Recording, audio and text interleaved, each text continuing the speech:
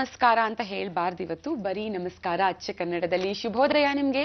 G Kannada ವಾಹಿನಿಯ ಸಮಸ್ತ ವೀಕ್ಷಕರಿಗೆ ಕನ್ನಡ ರಾಜ್ಯೋತ್ಸವದ ಪ್ರೀತಿಯ ಅತ್ಯಾತ್ಮೀಯವಾದಂತಹ ಶುಭಾಶಯಗಳನ್ನ ತಿಳಿಸ್ತಾ ಇರೋರು, ಶುಭವನ್ನ ಕೋರ್ತಾ ಇರೋರು ಸೌಜನ್ಯ ಮತ್ತೆ ಅರುಣ್ ಹರಿಹರನ್. ಶುಭಾಶಯಗಳು. ಹೌದು, ಶುಭಾಶಯಗಳು ನಿಮ್ಗೆ. ಕನ್ನಡ ರಾಜ್ಯೋತ್ಸವದ ಶುಭಾಶಯಗಳನ್ನ ತಿಳಿಸ್ತಾ ಇದೀವಿ. ನಮ್ಮ ಜಿ ಕನ್ನಡ ವಾಹಿನಿಯಲ್ಲಿ ಮಾರ್ನಿಂಗ್ ಮಂತ್ರ, ಆಯುರ್ವೇದ ನ್ಯೂಟ್ರಿಗೆ ಅರ್ಪಿಸುವಂತಹ ಮಾರ್ನಿಂಗ್ ಮಂತ್ರದ ವಿಶೇಷತೆ ಏನು ನೀವು ನೋಡ್ತಾನೆ ಬಂದಿದ್ರೆ, ಯಾವತ್ತು ಕನ್ನಡದ ತರ ಮಾತಾಡ್ತಾ ಬಂದಿದೀವಿ ನಾವು. ಸೊ ಇವತ್ತಿನ ದಿನ ಕಂಗ್ಲೀಷ್ ಆಗೋಗ್ಬಿಟ್ಟಿದೆ ಕಾಣೋ.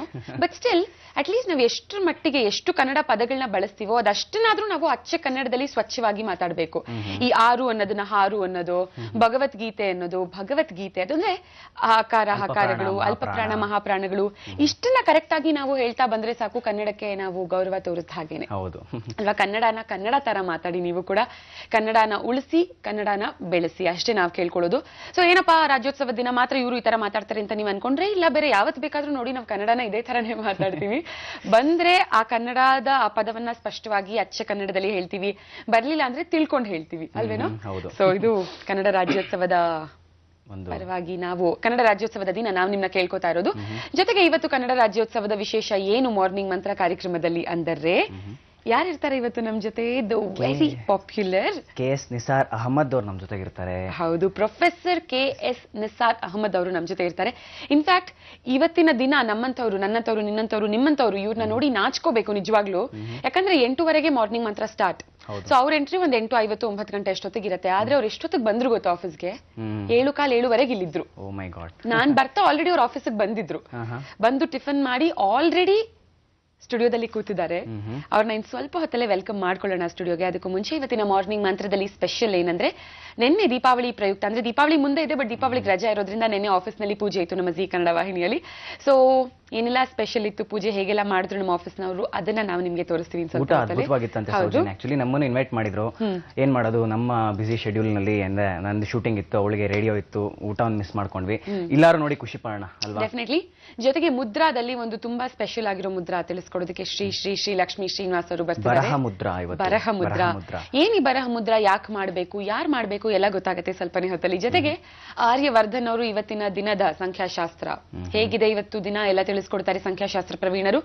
ಎಸ್, ಇದೆಲ್ಲ ಇವತ್ತಿನ ನಮ್ಮ ಶೋನ ಸ್ಪೆಷಾಲಿಟಿ. ಆದ್ರೆ ಇವಾಗ ನಮ್ಮ ಆಫೀಸ್ ನಲ್ಲಿ ನಿನ್ನೆ ನಡೆದಂತ ಪೂಜೆ ಹೇಗಿತ್ತು, ಎಷ್ಟೆಲ್ಲ ಎಂಜಾಯ್ ಮಾಡಿದ್ವಿ, ಎಷ್ಟೆಲ್ಲ ಚೆನ್ನಾಗಿ ಆಫೀಸ್ ನ ಡೆಕೋರೇಟ್ ಮಾಡಿದ್ವಿ ನೋಡಿ ನೀವೇ.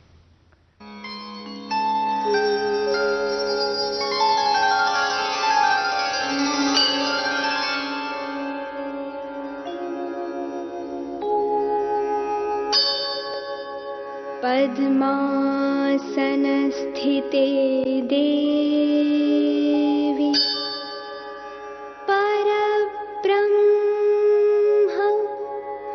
स्वरूपिणी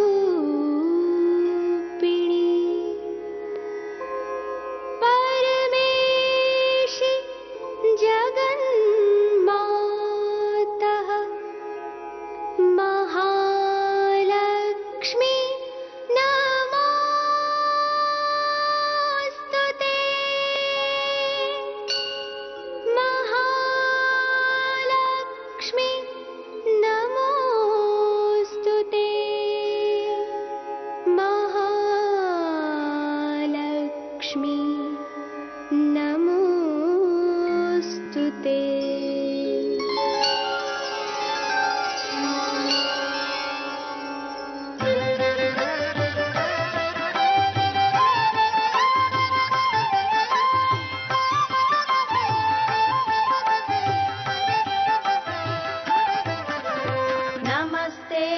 महामाये श्रीपीठे सुरपूजिते शङ्खचक्र गदाहस्ते महालक्ष्मी नमोस्तुते नमस्ते गरुडारूढे कोलासुरभयङ्करी सर्वपापहरे देवी महालक्ष्मी नमोस्तुते सर्वज्ञे सर्ववरदे सर्वदुष्टभयङ्करी सर्वदुःखहरे देवी महालक्ष्मी नमोस्तुते सिद्धिबुद्धिप्रदे देवी भुक्तिमुक्तिप्रदायिनी मन्त्रमूर्ते सदा देवी महालक्ष्मी नमोऽस्तुते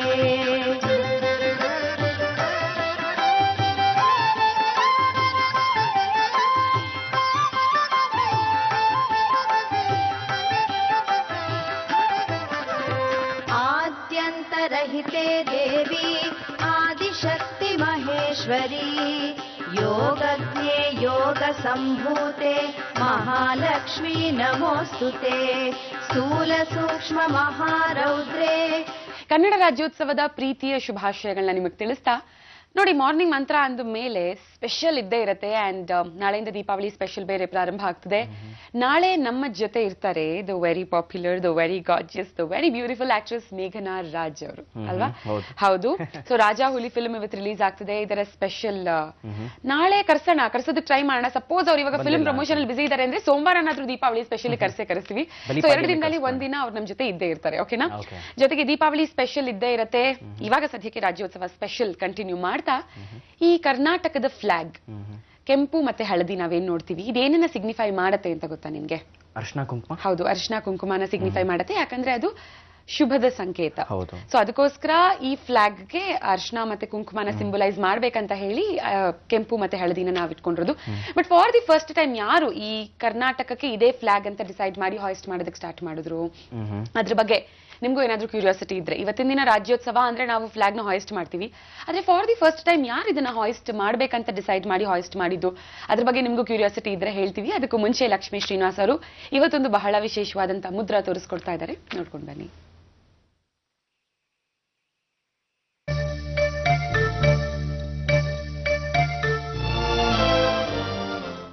ಆತ್ಮೀಯ ವೀಕ್ಷಕರಿಗೆಲ್ಲ ರಾಜ್ಯೋತ್ಸವದ ಆರ್ಥಿಕ ಶುಭಾಶಯಗಳು ಮತ್ತು ನಮಸ್ಕಾರಗಳು.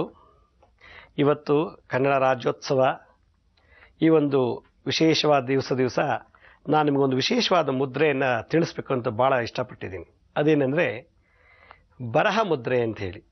ಇದು ಸರಸ್ವತಿಯ ಒಂದು ಅನುಗ್ರಹ. ಎಷ್ಟೋ ಜನಕ್ಕೆ ಚೆನ್ನಾಗಿ ಓದ್ತಾರೆ, ಚೆನ್ನಾಗಿ ಮಾತಾಡ್ತಾರೆ, ಒಳ್ಳೆ ರೂಪವಂತರು, ಒಳ್ಳೆ ದೇಹ ಇದೆ, ಒಳ್ಳೆ ಬಾಡಿ ಬಿಲ್ಡ್ ಮಾಡಿದ್ದಾರೆ, ಒಳ್ಳೆ ಬಟ್ಟೆ ಹಾಕ್ಕೊಳ್ತಾರೆ, ಕಾರು ಬಂಗ್ಲೆ ಮನೆ ಎಲ್ಲ ಬೇಕಾದಷ್ಟಿದೆ. ಅವ್ರ ರೂಪ, ಅವ್ರ ಹೈಟು, ಅವರ ಒಂದು ವಿದ್ಯೆ ತಕ್ಕಂತೆ ಹ್ಯಾಂಡ್ ರೈಟಿಂಗ್ ಇರಲ್ಲ, ಚೆನ್ನಾಗಿರಲ್ಲ. ಒಂಥರ ಏನೋ ರೀತಿ ಓದೋಕ್ಕೂ ಆಗಲ್ಲ. ಇನ್ನೊಬ್ರು ಏನಾರು ಅದು ಓದಬೇಕು ಅಂತ ತುಂಬ ಕಷ್ಟಪಡಬೇಕಾಗತ್ತೆ. ಅಂದರೆ ಈ ಕಮ್ಯುನಿಕೇಷನ್ ಸ್ಕಿಲ್ಸಲ್ಲಿ ರಿಟರ್ನ್ ಕಮ್ಯುನಿಕೇಷನ್ ಕೂಡ ಒಂದು ಬಹಳ ಇಂಪಾರ್ಟೆಂಟ್. ಅದು ಕೂಡ ಒಬ್ಬ ವ್ಯಕ್ತಿತ್ವವನ್ನು ಎತ್ತು ತೋರಿಸುತ್ತೆ, ಎಷ್ಟು ಚೆನ್ನಾಗಿ ಬರೆದಿದ್ದಾನಪ್ಪ ಅಂತೇಳಿ. ಈ ಬರಹವನ್ನು ಬರವಣಿಗೆ ಶೈಲಿಯಲ್ಲಿ ಹೇಗೆ ಇಂಪ್ರೂವ್ ಮಾಡೋದು ಅನ್ನೋದಕ್ಕೆ ಒಂದು ವಿಶೇಷವಾದಂಥ ಮುದ್ರೆ ಇದೆ. ಈ ಮುದ್ರೆ ನಿಮಗೆ ಎಲ್ಲೂ ಬುಕ್ಕಲ್ಲಿ ಸಿಗೋದಿಲ್ಲ, ಯಾವ ಇಂಟರ್ನೆಟ್ಟಲ್ಲೂ ಸಿಗೋದಿಲ್ಲ.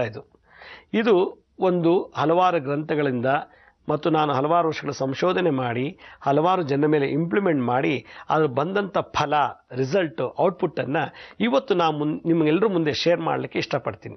ನೋಡಿ, ನಮ್ಮ ಬಲಗೈನಲ್ಲಿ ಈ ಕೊನೆ 3 ಬೆರಳು ಅಂದರೆ ಜಲತತ್ವ, ಭೂತತ್ವ, ಆಕಾಶ ತತ್ವ, ಈ 3 ತತ್ವಗಳನ್ನು ಒಂದರಾದ್ಮೇಲೆ ಒಂದರಾದಂತೆ ನೋಡಿ ಈ ರೀತಿ. ಒಂದು ಜಲತತ್ವ, ಅದರ ಉಗುರಿನ ಅಂತ್ಯಭಾಗದಲ್ಲಿ ಇನ್ನೊಂದು ಬೆರಳನ್ನು ಜೋಡಿಸೋದು, ಇನ್ನೊಂದು ಉಗುರಿನ ಅಂತ್ಯಭಾಗದಲ್ಲಿ ಈ ಬೆರಳನ್ನು ಜೋಡಿಸೋದು. ಒಂದು ರೀತಿ ಸ್ಟೈಲಿಶ್ ಆಗಿ ನೋಡ್ಬೇಕು ಇದನ್ನು. ನೋಡಿ, ಇದನ್ನು ಇನ್ನೂ ಚೆನ್ನಾಗಿ ತೋರಿಸ್ತೀನಿ. ಈ ಕಿರು ಬೆರಳಿದೆಯಲ್ಲ, ಈ ಕಿರು ಬೆರಳಿನ ಮೊದಲನೇ ಪರ್ವ ಡಿಸ್ಟಲ್ ಪ್ಯಾಲೆಂಜಸ್ ಅಂತಾರೆ. ಅದರ ಮೇಲೆ ಈ ಭೂತತ್ವವನ್ನು ಉಂಗುರದ ಬೆರಳನ್ನು ಇಡಬೇಕು. ಈ ಉಂಗುರದ ಬೆರಳನ್ನು ಡಿಸ್ಟಲ್ ಪ್ಯಾಲೆಂಜಸ್ ಮೇಲೆ ಮೊದಲನೇ ಪರ್ವದ ಮೇಲೆ ಈ ಮಧ್ಯದ ಬೆರಳನ್ನು ಇಡಬೇಕು. ಈ ನುಳಿಕೆ ಬೆರಳನ್ನು ಹೀಗಿಟ್ಕೋಬೇಕು. ಹೀಗಿಟ್ಟಾಗ ಇದಕ್ಕೆ ಬರಹ ಮುದ್ರೆ ಅಂತ ಹೇಳ್ತಾರೆ. ಈ ಬರಹ ಮುದ್ರೆ ಇದನ್ನ ಇಟ್ಕೊಂಡು ದಿನ 15-20 ನಿಮಿಷ ಮಾಡಿದ್ರೆ ಇಲ್ಲಿರತಕ್ಕಂಥ ಲಿಗಮೆಂಟ್ಸ್, ಈ ಲಿಗಮೆಂಟ್ಸ್ ಅಂದರೆ ಪ್ರತಿಯೊಂದು ಮೂಳೆಯಲ್ಲೂ ಜಾಯಿಂಟ್ಸ್ ಇದೆ. ಮೂಳೆಯಲ್ಲಿ ಒಂದೊಂದು ಜಾಯಿಂಟ್ಸ್ ಇದೆ, ಇಲ್ಲೊಂದು ಜಾಯಿಂಟ್ಸ್ ಇದೆ, ಇಲ್ಲೊಂದು ಜಾಯಿಂಟ್ಸ್ ಇದೆ. ಈ ಜಾಯಿಂಟ್ಸ್ನ ಕನೆಕ್ಟ್ ಮಾಡೋಕ್ಕೆ ಒಂದು ಸಿಮೆಂಟ್ ಕಾಂಕ್ರೀಟ್ ಥರ ಇದೆ, ಅದಕ್ಕೆ ಲಿಗಮೆಂಟ್ಸ್ ಅಂತ ಅಂತಾರೆ. ಆ ಲಿಗಮೆಂಟ್ಸ್ ಹಿಂಭಾಗದಲ್ಲಿ ಟೆಂಡಾನ್ಸ್ ಅಂತ ಒಂದು ಮೂಳೆ ಇದೆ. ಆ ಟೆಂಡಾನ್ಸ್ ಏನು ಮಾಡುತ್ತೆ, ಎಲ್ಲ ಬೆರಳುಗಳಿಂದ ತೊಗೊಂಡೋಗಿ ಈ 4 ಆರ್ಮು ಮತ್ತು ಶೋಲ್ಡರಿಂದ ಹೋಗಿ ಸ್ಪೈನಲ್ ಕಾರ್ಡಿಂದ ನಮ್ಮ ಬ್ರೈನ್ಗೆ ಹೋಗಿ ಸೇರಿಕೊಳ್ಳುತ್ತೆ. ಯಾವುದಕ್ಕೆ ಅಂತಂದರೆ ಈ ಪ್ಯಾರಿಟಿರಲ್ ಲೋಬೆ ಅಂತೇಳಿ, ಆ ಲೋಬಗೆ ಹೋಗಿ ಸೇರಿಕೊಂಡಾಗ ಸ್ಪರ್ಶ ಬರೆಯೋದ್ರಿಂದ ಎಲ್ಲ ಮೆಮೊರಿಲಿ ಹೋಗಿ ಸೇರಿಕೊಳ್ಳುತ್ತೆ. ನೀವೇನು ಬರ್ದಿದ್ದಿ ಅಂತ ಸ್ಮರಣೆ ಚೆನ್ನಾಗಿರುತ್ತೆ. ಇನ್ನು 50 ವರ್ಷ ಬಿಟ್ಟು ಕೇಳಿದ್ರು ಇಂಥ ಡೇಟಲ್ಲಿ ಇಂಥ ಸಮಯದಲ್ಲಿ ಇಂಥದ್ದೇ ಬರ್ದಿದೆ ಅಂತ ಹೇಳಿಬಿಡ್ಬೋದು. ಅಷ್ಟು ಸ್ಟ್ರಾಂಗ್ ಮೆಮೊರಿ ಬರುತ್ತೆ ಈ ಮುದ್ರೆಯಿಂದ. ನೋಡಿ, ಇನ್ನೊಂದ್ಸಲ ತೋರಿಸ್ತೀನಿ. ಈ ಬೆರಳುಗಳ ಮೇಲೆ ಈ ರೀತಿ ಜೋಡಿಸ್ಬೇಕು. ಅಂದರೆ ಕಿರು ಬೆರಳ ಮೇಲೆ ಉಂಗುರದ ಬೆರಳಿನ ಮೊದಲನೇ ಭಾಗ, ಮುಂಗುರ ಬೆರಳಿನ ಮೊದಲನೇ ಭಾಗದಲ್ಲಿ ಮಧ್ಯದ ಬೆರಳಿನ ಮೊದಲನೇ ಭಾಗ, ಈ ಬೆರಳಿನಲ್ಲಿ ಪೆನ್ನು ಅಥವಾ ಲೇಖನಿ ಇಟ್ಕೋಬೇಕಂತ. ಜೊತೆಗೆ ಈ ಬರವಣಿಗೆ ಜೊತೆಗೆ ಶಿಖರ ಮುದ್ರನ್ನು ಕೂಡ ಚೆನ್ನಾಗಿ ಮಾಡಬೇಕು. ಇದು ಶಿಖರ ಅಂದರೆ ಅಗ್ನಿತತ್ವ, ತಂಬು ಅಂದರೆ ಅಂಗುಷ್ಟ ಅಂತಾರೆ. ಇದನ್ನು ಯಾವಾಗಲೂ ಮುಂದೆ ಮೇಲೆ ಎಡ ಬಲ ಹಾಗೆ ಸರ್ಕ್ಯುಲರ್ ಆಗಿ ಹಿಂಗೆ ಮಾಡ್ತಾ ಇದ್ರೆ ಹ್ಯಾಂಡ್ ರೈಟಿಂಗ್ ಇಂಪ್ರೂವ್ ಆಗಿಬಿಡುತ್ತೆ. ಇದಕ್ಕೆ ಅಂದರೆ ಚಂದ್ರಮಂಡಲಾಕಾರಾರ್ಥಂ, ಸೂರ್ಯಮಂಡಲಾಕಾರ ಅಂದರೆ ಕ್ಲಾಕ್ ವೈಸ್ ಮತ್ತು ಆ್ಯಂಟಿ ಕ್ಲಾಕ್ ವೈಸ್ಗೆ ಮಾಡಬೇಕು. ಈಗೊಂದು 10 ಸಲ, ಈ ಕಡೆಯಿಂದ 10 ಸಲ ಮಾಡಬೇಕು. ಬಲಗಡೆಯಿಂದ ಎಡಗಡೆ 10 ಸಲ, ಎಡಗಡೆಯಿಂದ ಬಲಗಡೆಗೆ ಒಂದು 10 ಸಲ ಮಾಡಿದಾಗ ಈ ನರ ನಮಗೆ ಫ್ಲೆಕ್ಸಿಬಿಲಿಟಿ ಸಿಗುತ್ತೆ. ಜೊತೆಗೆ ಮೇಲೆ ಕೆಳಗೆ ಊರ್ಧ್ವಮುಖ ಅಧೋಮುಖ, ಊರ್ಧ್ವೋ ಅಧೋ, ಮೇಲೆ ಕೆಳಗೆ ಮಾಡುವಾಗ ನಮ್ಮ ಬರವಣಿಗೆ ಭಾಳ ಚೆನ್ನಾಗಿ ಇಂಪ್ರೂವ್ ಆಗುತ್ತೆ. ಈ ಮುದ್ರೆ ಮಾಡಿ ನಾನು ಯಾವ ರೀತಿ ಇಂಪ್ರೂವ್ ಮಾಡಿದ್ದೀನಿ ಅನ್ನೋದಕ್ಕೆ ನಾನು ನಿಮಗೊಂದು ಎಕ್ಸಾಂಪಲ್ನ ನಾನು ನಿಮ್ಮ ಮುಂದೆ ಬರೆದು ತೋರಿಸ್ತೀನಿ. ಅದೇನೆಂದರೆ ನೋಡಿ, ನಾನೊಂದು ಪೇಪರ್ ತೊಗೊಂಡಿದ್ದೀನಿ. ಈಗ ಈ ಪೇಪರ್ನಲ್ಲಿ ನಾನೊಂದು ಪೆನ್ ತೊಗೊಂಡು ನಿಮಗೆ ಇದನ್ನು ಬರೆದು ತೋರಿಸ್ತೀನಿ. ನೋಡಿ ಈ ಮುದ್ರೆ, ನಾನೇನು ಮುದ್ರೆ ತೋರಿಸ್ನೋ ಅದೇ. ಈ ಇವೆರಡು ತೋರು ಬೆರಳು ಮತ್ತು ಅಂಗುಷ್ಟ ಈ ಮಧ್ಯದಲ್ಲಿ ಪೆನ್ನನ್ನು ಇಟ್ಕೊಂಡಿದ್ದೀನಿ. ಇಟ್ಕೊಂಡು ನಾನು ನಿಮಗೆ ಬರೆದು ತೋರಿಸ್ತೀನಿ. ಈಗ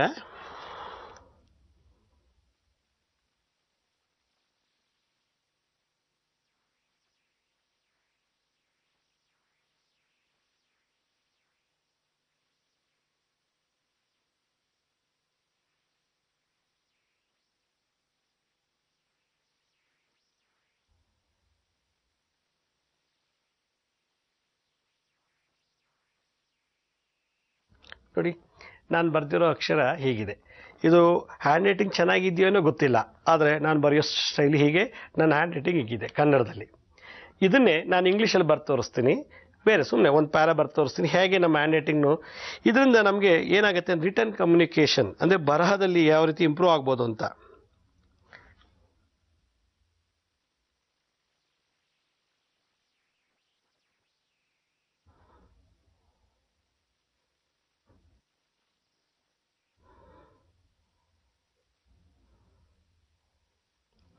ನೋಡಿ, ನನ್ನ ಇಂಗ್ಲೀಷ್ ಹ್ಯಾಂಡ್ ರೈಟಿಂಗ್ ಇದು. ಅಂದರೆ ಇದು ಎಂಥವ್ರು ಕೂಡ ಕೂತ್ಕೊಂಡು ಓದ್ಬೋದು, ಮತ್ತು ಓದಿದ ತಕ್ಷಣ ಅರ್ಥವಾಗುತ್ತೆ. ಆ ಒಂದು ಶೈಲಿ, ಆ ಒಂದು ಸುಂದರತೆ, ಆ ಒಂದು ಅಕ್ಷರದಲ್ಲಿರತಕ್ಕಂಥ ಗಾಂಭೀರ್ಯ, ಇದನ್ನೆಲ್ಲ ನೋಡಿದಾಗ ನಾವು ಎಕ್ಸಾಮಿನೇಷನಲ್ಲೇ ಆಗಲಿ ಅಥವಾ ಇನ್ಯಾಗ ಒಂದು ಲೆಟ್ರ್ ಬರೆಯುವಾಗ ಯಾವುದೇ ಒಂದು ಬರವಣಿಗೆ ಅಂತ ಬಂದಾಗ ಎಲ್ರಿಗೂ ಒಂದು ರೀತಿ ಮನಸ್ಸಿಗೆ ಆಕರ್ಷಣೆ ಆಗುತ್ತೆ. ಇನ್ನೂ ಸ್ವಲ್ಪ ಓದಬೇಕು, ನೋಡಬೇಕು ಅಂತ ಇರೋದು. ಇದು ನನ್ನ ಒಂದು ಸಾಧನೆಯಿಂದ ಮಾಡಿದಂಥ ಒಂದು ಇದು. ಅದೇ ರೀತಿ ಈ ಮುದ್ರೆ ನೀವು ದಿನನಿತ್ಯ ಪ್ರಾಕ್ಟೀಸ್ ಮಾಡೋದು, ಅದು ಓದೋ ಮಕ್ಕಳು, ಚಿಕ್ಕ ಮಕ್ಕಳು, ಕಾಲೇಜ್ ಸ್ಟೂಡೆಂಟ್ಸು ಎಷ್ಟು ಚೆನ್ನಾಗಿ ನಾವು ಮುದ್ದಾಗಿ ಬರಿತೀವೋ ಅಷ್ಟೇ ಚೆನ್ನಾಗಿ ನಮಗೆ ಯಾವುದೇ ಕ್ಷೇತ್ರದಲ್ಲೂ ಕೂಡ ಒಂದು ಒಳ್ಳೆ ಹೆಸರು, ಸ್ಥಾನಮಾನ ಬೆಳಕಿಗೆ ಬರ್ತದೆ. ಇದೇ ರೀತಿ ನಾನು ಮುಂದಿನ ಸಂಚಿಕೆಯಲ್ಲಿ ಮತ್ತೊಂದು ಮುದ್ರೆಯೊಂದಿಗೆ ತಮ್ಮನ್ನು ಭೇಟಿ ಮಾಡ್ತೀನಿ. ಅಲ್ಲಿವರೆಗೂ ನನ್ನ ನಮಸ್ಕಾರ.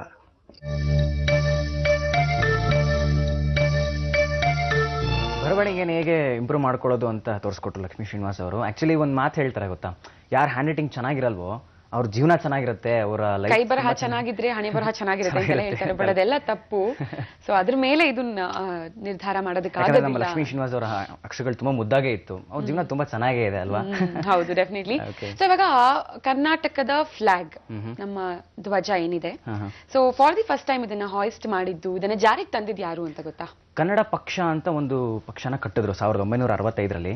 ಎಂ ರಾಮೂರ್ತಿ ಅಂತ ಇದ್ರು, ಅವರ ನೇತೃತ್ವದಲ್ಲಿ ಫ್ಲಾಗ್ ಹಾಯಿಸ್ಟ್ ಮಾಡೋದಕ್ಕೆ ಆ ವರ್ಷದಿಂದ ಶುರು ಮಾಡಿದ್ರು. ಆದ್ರೆ ಈ ಪಕ್ಷ ಇವಾಗ ಇಲ್ಲ ಆಕ್ಚುಲಿ, ಆದ್ರೆ ಅದು ಅಭ್ಯಾಸ, ರೂಢಿ ಹಂಗೆ ಬಂದಿದೆ, ಇವಾಗ್ಲೂ ನಾವು ಮಾಡ್ಕೊಂಡ್ ಬರ್ತಾ ಇದೀವಿ. ಹೌದು, ಆದ್ರೆ ಆ ಧ್ವಜ ಏನ್ ಅವತ್ತಿನ ದಿನ ನಾವು ಹಾರಿಸಿದ್ವಿ ಅದನ್ನ ಇವತ್ತಿಗೂ ನಾವು ಕಂಟಿನ್ಯೂ ಮಾಡ್ಕೊಳ್ತಾ ಬಂದಿದೀವಿ. ಜೊತೆಗೆ ನಮ್ಮ ರಾಜ್ಯದ ಧ್ವಜವನ್ನ ನಾವು ಹಾರಿಸಬೇಕಾದ್ರೆ, ಎಸ್ಪೆಷಲಿ ನವೆಂಬರ್ 1 ರಾಜ್ಯೋತ್ಸವದ ದಿನ ನಾವು ಹಾಡುವಂತಹ ಆಂಥಮ್ ಯಾವ್ದು ಹೇಳು? ನಮ್ಮ ಕುವೆಂಪು ಅವರು ರಚಿಸಿದಂತಹ ಜೈ ಭಾರತ ಜನನೀಯ ತನುಜಾತೆ. ಈ ರಾಜ್ಯೋತ್ಸವದ ದಿನದ ಅಂಗವಾಗಿ ಈ ಒಂದು ದಿನ ಮಾತ್ರ ಅಲ್ಲದೆ ಈ ಇಡೀ ತಿಂಗಳು ಸಾಕಷ್ಟು ಮಾತಾಡೋಣ ಕನ್ನಡದ ಬಗ್ಗೆ, ಸಾಕಷ್ಟು ನಿಮ್ಗೆ ತಿಳಿಸ್ಕೊಡ್ತೀವಿ.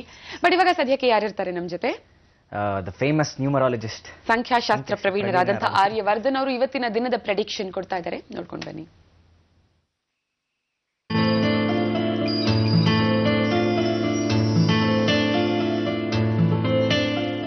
ಪೂಜ್ಯಾಯ ರಾಘವೇಂದ್ರಾಯ ಸತ್ಯಧರ್ಮರತಾಯಿತ ಬೈತಾಂ ಕಲ್ಪವೃಕ್ಷ ನಮತಾಂ ಕಾಮಧೇನ ಶ್ರೀಮನ್ ನಾರಾಯಣ ಮಹಾಲಕ್ಷ್ಮೀ ದೇವಿ ನಮಸ್ತತೆ. ಹರಿವಿಗೆ ಶರಣಂದೆ, ಗುರುವಿಗೆ ಶರಣಂದೆ, ವಾಗ್ದೇವಿ ಸರಸ್ವತಿಗೆ ಶರಣಂದೆ, ಸಮಸ್ತ ಅಭಿಮಾನಿ ಕೂಡ ಶರಣಂದೆ.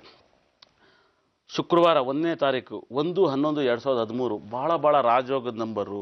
ಎಲ್ಲರೂ ಕೌಂಟ್ ಮಾಡಿದ್ರೆ ಕುಜಗ್ರಹ ಬರುತ್ತೆ ನೋಡಿ. ಪೆನ್ನು ಪೇಪರ್ ತಗೊಂಡು ಲೆಕ್ಕ ಮಾಡೋಕ್ಕೆ ಸ್ಟಾರ್ಟ್ ಮಾಡಿ. 1/11/2013 ಇದನ್ನು ಕೌಂಟ್ ಮಾಡಿದಾಗ 9 ಬರುತ್ತೆ ಕುಜಗ್ರಹ. 1 ಅಂದರೆ ರವಿ ಗ್ರಹ, 9 ಅಂದರೆ ಕುಜಗ್ರಹ. ಇವೆರಡೂ ಸೇರಿದ್ರೆ ದೊಡ್ಡ ರಾಜಕಾರಣಿಗಳಾಗ್ತಾರೆ, ದೊಡ್ಡ IAS ಆಫೀಸರ್ ಆಗ್ತಾರೆ, ದೊಡ್ಡ ಉನ್ನತ ವ್ಯಕ್ತಿಗಳಾಗ್ತಾರೆ, ನಂಬರ್ 1 ಒಳ್ಳೆ ಪ್ಲೇಯರ್ ಆಗ್ತಾರೆ, ಕ್ರಿಕೆಟ್ ಪ್ಲೇಯರ್ ಕೂಡ ಆಗ್ತಾರೆ. ಆದರೆ ಈ 1ನೇ ತಾರೀಕು ಹುಟ್ಟಿದಂಥ ತಂದೆ ತಾಯಿ ಇದ್ದರೆ ಯಾರೇ ಆಗಿರ್ಬೋದು, ಎಷ್ಟನೇ ಇಸ್ವಿಲ್ ಹಿಂದೆ ಹುಟ್ಟಿರಲಿ, ಆದರೆ ಇವ್ರ ಮಕ್ಕಳೆಲ್ಲ ಯಾರೂ ಸಕ್ಸಸ್ ಆಗಲ್ಲ, ಎಲ್ಲರೂ ಫೇಲ್ಯೂರ್ ಆಗ್ತಾರೆ. ಯಾರು ಬೇಕಾದ್ರೂ ತೆಗೆದು ನೋಡಿ, 1 ಆಗಿರ್ಬೋದು, 10 ಆಗಿರ್ಬೋದು, 19ನೇ ತಾರೀಕು ಇರ್ಬೋದು, ತಂದೆ ಯಾವ ಮಟ್ಟಕ್ಕೆ ಸಕ್ಸಸ್ ಆಗಿರ್ತಾನೋ ಮಕ್ಕಳು ಅದಕ್ಕಿಂತ ಒಂಚೂರು ಮುಂದಕ್ಕೆ ಹೋಗೋಕ್ಕಾಗಲ್ಲ. ಏನಕ್ಕಪ್ಪ ಅಂದರೆ ಈ ನಂಬರ್ ಬಗ್ಗೆ ಅಷ್ಟೊಂದು ಸಕ್ಸಸ್ ಇದೆ, ಒಲವಿದೆ, ಅದ್ರ ಬಗ್ಗೆ ನಾನು ಅಷ್ಟೊಂದು ತಿಳಿದಿದ್ದೀನಿ. ಇದ್ರ ತಿಳಿದಿರೋ ಬಗ್ಗೆ ಹೇಳ್ತಾ ಇದ್ದೀನಿ. 9ಕ್ಕೆ ಭಾಳ ಕೋಪಿಷ್ಟ ಗ್ರಹ, ಭಾಳ ಕೋಪಿಷ್ಟ ಗ್ರಹ. ಆಮೇಲೆ 1 ಕೂಡ ಭಾಳ ಕೋಪಿಷ್ಟ ಗ್ರಹ. ಇವ್ರು ಎರಡೂ ಕೋಪ ಸೇರಿದ್ರೆ ಅಂತೇಳಿ ಮನೇಲಿ ಹೇಳಿದ ಮಾತು ಕೇಳಿದಲ್ಲೇ ಲವ್ ಮಾಡ್ತಾರೆ. ಈ ಡೇಟಲ್ಲಿ ಹುಡ್ತಂಥವ್ರು ಲವ್ವೇ ಮಾಡೋದು. ಲವ್ ಅಂದರೆ 100% ನಾವು 1ನೇ ತಾರೀಕು ಹುಡ್ತವ್ರಿಗೆ ನೀವು ಲವ್ ಮಾಡಿದ್ರಲ್ವ ಅಂತ ಡೈರೆಕ್ಟಾಗಿ ಕೇಳ್ಬೋದು. ಈ 1 ಮತ್ತು 9 ಬಂದರೆ ಅದು ಕೂಡ ಅವ್ರು ಭಾಳ ಅಂದರೆ ಲವ್ ಅಂದರೆ ಹುಡುಗಿ ಇವ್ರನ್ನ ಹುಡುಕಿಂದು ಜಗಳ ಆಡ್ಬೇಕು ಅಂತ ಹುಡುಗಿನ ಹುಡುಕ್ಬಿಟ್ಟು ಲವ್ ಮಾಡ್ತಾರೆ. ಆಮೇಲೆ ಇನ್ನೊಂದು ಇವ್ರು ಸಕ್ಸಸ್ ಆಗ್ಬೇಕಂದ್ರೆ ಯಾವ ನಂಬರ್ 1ನೇ ತಾರೀಕು ಆಗಿರೋದ್ರಿಂದ ಯಾರು ಎಷ್ಟು ರೂಪಾಯಿ ಬೋಣಿ ಮಾಡಿರಿ, ಆಟೋ ಡ್ರೈವರ್ ಆಗಿರ್ಬೋದು, ಹೋಟ್ಲು, ಬೇಕ್ರಿ, ಬಾರು, ಟ್ರಾವೆಲ್ಸಿಂದ ಆಗಿರ್ಬೋದು, ಯಾರು ರಿಯಲ್ ಎಸ್ಟೇಟ್ ಮಾಡ್ತಾಯಿದ್ರು ಕೂಡ ಆಗಿರ್ಬೋದು, ಸಿನಿಮಾದವರು ಕೂಡ ಅಡ್ವಾನ್ಸ್ ಕೊಟ್ಟರು ಕೂಡ ಒಂದು ಯಾವ ಅಡ್ವಾನ್ಸ್ ಕೊಡಬೇಕಾಗತ್ತೆ. ಏನಕ್ಕಪ್ಪ ಅಂದರೂ ಕೂಡ ಜ್ಯೋತಿಷ್ಯರು ಆಗಿದ್ರು ಕೂಡ ಸರಿ, ದೇವಸ್ಥಾನದಲ್ಲಿ ಅರ್ಚನೆಗೆ ಹಾಕಿದ್ರು ಕೂಡ ಸರಿ, ನೋಟು ಅನ್ನೋದು ನಂಬರ್ ಅಂದರೆ ಗ್ರಹ ಅಂತ ಏನು ಮಾಡುತ್ತೆ ಅಂದರೆ ನಾಳೆ 1 ಆಗಿರೋದ್ರಿಂದ ಟೋಟಲ್ ಕೂಡಿದಾಗ 9 ಬರೋದ್ರಿಂದ ಮತ್ತು 1, 10, 19 ರೂಪಾಯಿ ಅನ್ನೋ ಒಂದು ಬೋಣಿಗೆ 1,000 ಆಗಿರ್ಬೋದು, ಇಲ್ಲ 19,000 ಆಗಿರ್ಬೋದು, ಇಂಥವೆಲ್ಲನೂ ಬೋಣಿ ಮಾಡ್ಬೇಕು. ಆಮೇಲೆ 2 ಭಾಳ ಡೇಂಜರ್ ನಂಬರು. ಈ 1ನೇ ತಾರೀಕು ಹುಟ್ಟಿರೋದ್ರಿಂದ 2ನೇ ನಂಬರ್ಲಿ 2 ಅಂದರೆ 11, 20, 29 ನೇಮ್ ಇಡನೇಬಾರ್ದು. ಭಾಳ ಡೇಂಜರು. ಅರ್ಧದಲ್ಲೇ ಮಕ್ಕಳಿಗೆ ಆಯಸ್ಸೆಲ್ಲ ತೊಂದರೆ ಆಗ್ಬಿಡುತ್ತೆ. ಆಮೇಲೆ ಆರೋಗ್ಯ ರೀತಿಯಲ್ಲಿ ತೊಂದರೆ ಆಗುತ್ತೆ. ಮನೇಲಿ ಹೇಳಿದ ಮಾತು ಕೇಳಲ್ಲ. 3 ತುಂಬ ಒಳ್ಳೆ ನಂಬರು. 3, 12, 21 ಭಾಳ ಒಳ್ಳೆ ನಂಬರು. ಈ ಒಂದು ನಂಬರ್ ಬೋಣಿ ಕೂಡ ಮಾಡ್ಬೋದು. ಆಮೇಲೆ ಈ ಡೇಟಲ್ಲಿ ಹುಟ್ಟಿರೋಂಥ ಲೈಫ್ ಪಾರ್ಟ್ನರ್ ಬಂದರೆ ತುಂಬ ಲೈಫಲ್ಲಿ ಸಕ್ಸಸ್ ಆಗಿರ್ತಾರೆ. 4 ಭಾಳ ಒಳ್ಳೆ ನಂಬರು. 4 ಅಂದರೆ ರಾಹು ಗ್ರಹ. ನೋಡಿ, ಚೆನ್ನಾಗಿ ಅರ್ಥ ಮಾಡ್ಕೊಳ್ಳಿ. 4 ಅನ್ನೋ ನಂಬರು ರಾಹು ಗ್ರಹ. 4 ಆಗಿರ್ಬೋದು, 13 ಆಗಿರ್ಬೋದು, 22 ಆಗಿರ್ಬೋದು, 31 ಆಗಿರ್ಬೋದು, ತುಂಬ ಒಳ್ಳೆ ನಂಬರು. ಇಂಥವರೆಲ್ಲ ಲೈಫ್ ಪಾರ್ಟ್ನರ್ ಬಂದರೆ ತುಂಬ ಲೈಫಲ್ಲಿ ಸಕ್ಸಸ್ ಆಗಿರ್ತಾರೆ. ಅದು ಇಂಥ ನಂಬರ್ ಕೂಡ ಬೋಣಿ ಮಾಡ್ಬೋದು, ಏನು ತೊಂದರೆ ಇಲ್ಲ. 5 ಭಾಳ ಪವರ್ಫುಲ್ ನಂಬರು. ಈ 1ನೇ ತಾರೀಕು ಹುಟ್ಟಿದಂಥವ್ರು ನೀವು ಯಾವಾಗಲೂ ಅಷ್ಟೇ 1ನೇ ತಾರೀಕು ನಮ್ಮ ಹತ್ರ ಬಂದು ಜ್ಯೋತಿಷ ಕೇಳೋಕ್ಕಾಗಲ್ಲ. ಭಾಳ ದೂರದಲ್ಲಿದ್ದೀರಾ ನೀವು, ಏನಪ್ಪ ಮಾಡೋದು, ನಾನು 1ನೇ ತಾರೀಕು ಹುಟ್ಟಿದ್ದೀನಿ, ನಾನು ಎಷ್ಟು ರೂಪಾಯಿ ಬೋಣಿ ಮಾಡೋದು, ಯಾವ ಮೊಬೈಲ್ ನಂಬರ್ ಇಟ್ಕೋಬೇಕು, ಯಾವ ಗಾಡಿ ನಂಬರ್ ಇಟ್ಕೋಬೇಕು ಅಂತಿದ್ದೀರಾ. ಈ 1ನೇ ತಾರೀಕು ಹುಟ್ಟಿದಂಥವ್ರಿಗೆ 88 ಇರೋಂಥ ನಂಬರ್, ಗಾಡಿ ನಂಬರ್ ಇಲ್ಲಿ 88 ಚೆನ್ನಾಗಿ ಅರ್ಥ ಮಾಡ್ಕೊಳ್ಳಿ. 88 ಇರಬಾರ್ದು, 22 ಇರಬಾರ್ದು ಗಾಡಿ ನಂಬರ್ಲಿ, 22 ಇರಬಾರ್ದು, 88 ಇರ್ಬೋದು. ಇಂಥ ಗಾಡಿ ನಂಬರ್ ಆಗಿರ್ಬೋದು, ಇಂಥ ಮನೆ ನಂಬರ್ ಆಗಿರ್ಬೋದು, ಇಲ್ಲ ನಿಮ್ಮ ಬ್ಯಾಂಕ್ ಅಕೌಂಟ್ ನಂಬರ್ ಆಗಿರ್ಬೋದು, ಇದೆಲ್ಲವೂ ಭಾಳ ಡೇಂಜರ್ ಮಾಡ್ತವೆ. ಬ್ಯಾಂಕ್ ಅಕೌಂಟಲ್ಲಿ ಕೂಡ 88 ಬರ್ಬೋದು, 22 ಬರಬಾರ್ದು. ಈ ನಂಬರ್ ಯಾಕಪ್ಪ ಇಷ್ಟೊಂದು ಡೇಂಜರ್? ಮುಂದಿನ ವರ್ಷ ಮನೆ ನಂಬರ್ ಆಗಿರ್ಬೋದು, ಗಾಡಿ ನಂಬರ್ ಆಗಿರ್ಬೋದು, ನಿಮ್ಮದು ಅಕೌಂಟ್ ನಂಬರ್ ಆಗಿರ್ಬೋದು, ಇಲ್ಲ ಇದೇ ಒಂದು ಡೇಟಲ್ಲಿ 8ನೇ ನಂಬರಲ್ಲಿ ಆಗಿರ್ಬೋದು, 2ನೇ ತಾರೀಕಲ್ಲಿ ಯಾವುದೇ ವರ್ಷ ನಿಮ್ಮ ಮನೆಗೆ ಹಾಲು ಉಕ್ಸಿರ್ಬೋದು, ಯಾವುದೇ ವರ್ಷ ಗಾಡಿ ತಗೊಂಡಿರೋದು, ಯಾವುದೇ ವರ್ಷದಲ್ಲಿ ನೀವು ಮದುವೆ ಆಗಿರ್ಬೋದು, ಇವೆಲ್ಲವೂ ಕೂಡ ಆಘಾತ ಸಿಗಾಕೆ ಹೊಡ್ತವೆ, ಮನೇಲಿ ತೊಂದರೆಗಳು ಸ್ಟಾರ್ಟ್ ಆಗುತ್ತೆ. ಆಮೇಲೆ 9 ಭಾಳ ಒಳ್ಳೆ ನಂಬರು. 9, 18, 27. ನಾಳೆ 9ನೇ ತಾರೀಕಲ್ಲಿ ಹುಡ್ತವ್ರು ತುಂಬ ಚೆನ್ನಾಗಿರುತ್ತೆ. 5ನೇ ತಾರೀಕಲ್ಲಿ ಹುಡ್ತವ್ರು ಚೆನ್ನಾಗಿರುತ್ತೆ. 3ನೇ ತಾರೀಕಲ್ಲಿ ಹುಡ್ತವ್ರು ಚೆನ್ನಾಗಿರುತ್ತೆ. 4ನೇ ತಾರೀಕಲ್ಲಿ ಹುಡ್ತವ್ರು ಚೆನ್ನಾಗಿರುತ್ತೆ. ಆದರೆ ನಾಳೆ ಮಗು ಯಾರಾದ್ರು ಸಿಜೇರಿಂಗ್ ಮಾಡಿಸ್ಕೋಬೇಕು ಅಂದರೆ ಧನುರ್ ಲಗ್ನದಲ್ಲಿ ಮಾಡಿಸ್ಕೋಬೇಡಿ. ತುಂಬ ರಾಜಯೋಗ ಬರುತ್ತೆ. ಯಾಕೆ ಧನುರ್ ಲಗ್ನದಲ್ಲಿ ಮಗು ಹುಟ್ಟಿದ್ರೆ ರಾಜಯೋಗ ಬರುತ್ತೆ ಅಂದರೆ 11ನೇ ಮನೆಯಲ್ಲಿ ರವಿ ಮತ್ತು ಬುಧ, ರಾಹು ಮತ್ತು ಶನಿ, ಲಗ್ನದಲ್ಲಿ ಶುಕ್ರ, 7ನೇ ಮನೆಯಲ್ಲಿ ಗುರುಗ್ರಹ, 7ನೇ ಲಗ್ನಾಧಿಪತಿ 7ನೇ ಮೇಲೆ ಇದ್ದು ಲಗ್ನನೇ ನೋಡ್ರೆ ವಿಪರೀತ ರಾಜಯೋಗ. ಲಗ್ನಾಧಿಪತಿ 11ನೇ ಮನೆ ನೋಡಿಬಿಟ್ರೆ ದುಡ್ಡು ತನ್ನನ್ನು ತಾನೇ ಹರಿದು ಬರ್ತಾ ಇರುತ್ತೆ. ಅವನು ಸೈಕಲ್ ಶಾಪ್ ಇಟ್ಟಿರಲಿ, ವರ್ಕ್ಶಾಪ್ ಇಟ್ಟಿರಲಿ, ಗಾಡಿ ಇಟ್ಟಿರಲಿ, ಟ್ರಾವೆಲ್ಸ್ ಇಟ್ಟಿರಲಿ, ಬೇಕ್ರಿ ಇಟ್ಟಿರಲಿ, ಆ ಊರಿಗೆ ಅವನೇ ಒಬ್ಬ ದೊಡ್ಡ ವ್ಯಕ್ತಿ ಥರ ಬಾಳ್ತಾನೆ. ಆದರೆ 9ನೇ ಮನೇಲಿ ಕುಜಾರದಿಂದ ತಂದೆ ಮಗು ಹುಟ್ಟಿದ ತಕ್ಷಣ 9 ವರ್ಷದಿಂದ 10 ವರ್ಷದಲ್ಲಿ ಸ್ವಂತ ಮನೆ ತಗೋತಾರೆ. ಅವ್ರು ಎಂಥ ಬಾಡಿಗೆ ಕಟ್ಟಕ್ಕೆ ಕಷ್ಟ ಆಗಿರ್ಬೋದು, ಈ ಮಗು ಜನನವಾಗಿದ್ದ ತಕ್ಷಣದಲ್ಲೇ ಸ್ವಂತ ಮನೆ ಸೈಟ್ ತಗೋದಾಗಿರ್ಬೋದು, ಲೀಜಿಗೆ ಹೋಗೋದಾಗಿರ್ಬೋದು, ಇಲ್ಲ ಒಂದು ಸ್ವಲ್ಪ ಬಾಡಿಗೆ ಇಂಪ್ರೂವ್ಮೆಂಟ್ ಆಗಿ ಒಳ್ಳೆ ಮನೆಗೆ ಹೋಗ್ಬೇಕಂತ ಒಂದು ಕ್ವಾಲಿಟಿ ಬರುತ್ತೆ. ಅದು 5ನೇ ಮನೆಯಲ್ಲಿ ಸ್ವಲ್ಪ ಕೇತಿರ್ತಾನೆ. ಮಕ್ಕಳು ಹುಟ್ಟಿದಾಗ ಸ್ವಲ್ಪ ಒಂಚೂರು ಅಂಗವಿಕಲ ಆಗಿರುತ್ತೆ. ನೋಡಿ, ಇಷ್ಟೆಲ್ಲ ರಾಜಯೋಗ ಇದ್ದರೂ ಕೂಡ ಅದರೊಳಗೆ ಒಂದು ಉಳುಕಿರುತ್ತೆ. ಮಕ್ಕಳು ಅಂಗವಿಕಲ ಆಗಿರ್ತಾರೆ. ಇಲ್ಲ ಅವ್ರು ಮಕ್ಕಳಿಂದ ಮಕ್ಳಿಗೆ ಹುಟ್ಟೋದಕ್ಕೆ ನಾನು ಹೇಳ್ತಾ ಇದ್ದೀನಿ. ಮಕ್ಕಳು ಹುಟ್ಟಿದಲ್ಲೇ ಲೇಟ್ ಆಗ್ಬೋದು. ಮಗು ಇಂಥ ಜಾಗದಲ್ಲಿ ಹುಟ್ಟಿದಾಗ ತುಂಬ ರಾಜಯೋಗ ಬರುತ್ತೆ. ಒಳ್ಳೆಯದಾಗಲಿ.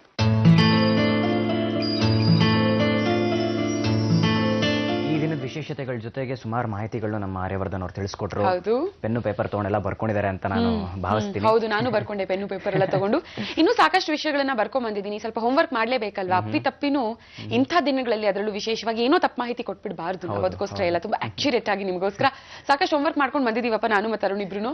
ಆಕ್ಚುಲಿ ನಮ್ಗೆ ಕನ್ನಡ ಅಂತಿದ್ದಂಗೆನೆ ಬಸವಣ್ಣ ಅವರು ಮೇಲೆ ವಚನಗಳು, ಯಾರೋ ನಮ್ಮ ಸರ್ವಜ್ಞನ ವಚನಗಳೆಲ್ಲ ಜ್ಞಾಪಕ ಬರುತ್ತೆ. ಅದ್ರಲ್ಲಿ ಒಂದು ವಚನ ನನ್ನ ಮನಸ್ಸಿಗೆ ತುಂಬಾನೇ ನಾಟಿದೆ. ವಿದ್ಯೆ ಕಲಿಸದ ತಂದೆ, ಬುದ್ಧಿ ಹೇಳದ ಗುರುವು, ಬಿದ್ದಿರಲು ಬಂದು ನೋಡದ ತಾಯಿ, ಶುದ್ಧ ವೈರಿಗಳು ಸರ್ವಜ್ಞ ಹೇಳ್ತಾರೆ. ಸೊ ಎಷ್ಟು ಆಪ್ಟ್ ಆಗಿದೆ ಅಂತಂದ್ರೆ ನಿಜ ಅಲ್ವಾ. ವಿದ್ಯೆ ಕಲಿಸ್ಬೇಕಾಗಿರೋದು ತಂದೆ ಒಂದು ಕರ್ತವ್ಯ, ಬುದ್ಧಿ ಹೇಳ್ಬೇಕಾಗಿರೋದು ಗುರುವಿನ ಕರ್ತವ್ಯ, ಮಗ ಬಿದ್ದಿದ್ದಾನೆ ಅನ್ಬೇಕಾದ್ರೆ ಬಂದು ನೋಡ್ಬೇಕಾಗಿರೋದು ತಾಯಿಯ ಒಂದು ಕರ್ತವ್ಯ. ಯಾರು ಮಾಡದೇ ಇದ್ರ ಮೇಲೆ ಅವರು ಶುದ್ಧ ವೈರಿಗಳು ನಮ್ಮ ಜೀವನದಲ್ಲಿ. ಎಂಥ ಮಾತು, ಎಂಥ ಮಾತು. ಇಂಥ ವೈರಿಗಳು ಯಾರ ಜೀವನದಲ್ಲೂ ಇರಬಾರ್ದು ಅನ್ನೋದೇ ನಮ್ಮ ಬಯಕೆ, ನಮ್ಮ ಆಸೆ ಕೂಡ. ಸೊ ಇವತ್ತಿನ ದಿನದ ವಿಶೇಷತೆ, ಯಾಕೆ ಇವತ್ತೇ ರಾಜ್ಯೋತ್ಸವ ನಾವು ಆಚರಿಸ್ತೀವಿ, ನವೆಂಬರ್ 1ನೇ ತಾರೀಕೆ ಯಾಕೆ ರಾಜ್ಯೋತ್ಸವ ಆಚರಿಸ್ತೀವಿ ಅಂದ್ರೆ 1956ನೇ ಇಸ್ವಿನಲ್ಲಿ ಇದೇ ದಿನಾನೇ ಕನ್ನಡ ಮಾತಾಡುವಂತಹ ಒಂದು ಪ್ರಾಂತ್ಯಗಳು ಏನಿದೆ ಅದನ್ನೆಲ್ಲ ಸೇರಿಸಿ ಮೈಸೂರು ರಾಜ್ಯ ಅಂತ ಮಾಡಿದ್ದು. ಆಮೇಲೆ ಮೈಸೂರು ಹೋಗಿ ಕರ್ನಾಟಕ ಆಯ್ತು. ಆದ್ರೆ ಈ ಮೈಸೂರನ್ನ ಕರ್ನಾಟಕ ಅಂತ ಹೆಸರು ಬದಲಾಯಿಸಬೇಕು ಅಂತ ಬಂದಾಗ ಸಾಕಷ್ಟು ಅಪೋಸಿಷನ್ ಇತ್ತು, ಮಾಡಬಾರ್ದು ಅಂತ. ಅದೇ ಸಮಯದಲ್ಲಿ ನಮ್ಮ ಕುವೆಂಪು ಅವರು ಅಖಂಡ ಕರ್ನಾಟಕ ಅನ್ನುವಂಥ ಒಂದು ಪದ್ಯನ ರಚಿಸಿದ್ರು. ಈ ತರ ಒಂದು ಪದ್ಯನ ರಚಿಸಿದಾಗ ಏನಾಯ್ತು ಗೊತ್ತಾ, ಸ್ಟೇಟ್ ಗವರ್ಮೆಂಟ್ ಆಫ್ ಮೈಸೂರ್ ಒಂದು ನೋಟಿಸ್ ನ ಕಳಿಸಿದ್ರಂತೆ ಕುವೆಂಪು ಅವರಿಗೆ, ನೀವೇನ್ ಈ ತರ ಪದ್ಯ ಬರ್ದಿದ್ದೀರಾ ಅಂತ. ಸೊ ಅರುಣ್, ನನ್ನ ಜೀವನದಲ್ಲಿ ತುಂಬಾ ಮರೆಯೋದಕ್ಕೆ ಆಗದೆ ಇರುವಂತಹ ಕೆಲವು ಬೆರಳೆಣಿಕೆ ಎಷ್ಟು ದಿನಗಳು ಯಾವ್ಯಾವ್ದು ಅಂತ ನೀನ್ ಕೇಳಿದ್ರೆ ಮುಂದಕ್ಕೆ ಯಾವತ್ತಾದ್ರೂ ಅದರಲ್ಲಿ ಒಂದು ಅಥವಾ ಟಾಪ್ ನಂಬರ್ 1 ಸ್ಥಾನದಲ್ಲಿ ಈ ದಿನ ಕೂಡ ಇರುತ್ತೆ. ಹೌದು, ಯಾಕಂದ್ರೆ ಇವತ್ತು ಕನ್ನಡ ರಾಜ್ಯೋತ್ಸವ. ಹೌದು, ಜೊತೆಗೆ ನಮ್ಮ ಜೊತೆ ಇವತ್ತು ಕನ್ನಡ ರಾಜ್ಯೋತ್ಸವವನ್ನ ಆಚರಿಸೋದಕ್ಕೆ ಯಾರಿದ್ದಾರೆ ಅಂತ ಗೊತ್ತಾ? ಅವರ ಹಾಡಿನ ಮೂಲಕನೇ ಅವ್ರನ್ನ ಸ್ವಾಗತಿಸೋಣ. ಯಾರವರು ನೋಡಿ ನೀವೇ. ಬಳುಕಿನಲ್ಲಿ ಸಹ್ಯಾದ್ರಿಯಲೋಹದದಿರ ಉತ್ತುಂಗದ ನಿಲುಕಿನಲ್ಲಿ ನಿತ್ಯ ಹರಿದ್ವರ್ಣವನದ ತೇಗ ಗಂಧ ತರುಗಳಲ್ಲಿ ನಿತ್ಯೋತ್ಸವ ತಾಯಿ ನಿತ್ಯೋತ್ಸವ, ನಿನಗೆ ನಿತ್ಯೋತ್ಸವ ತಾಯಿ ನಿತ್ಯೋತ್ಸವ.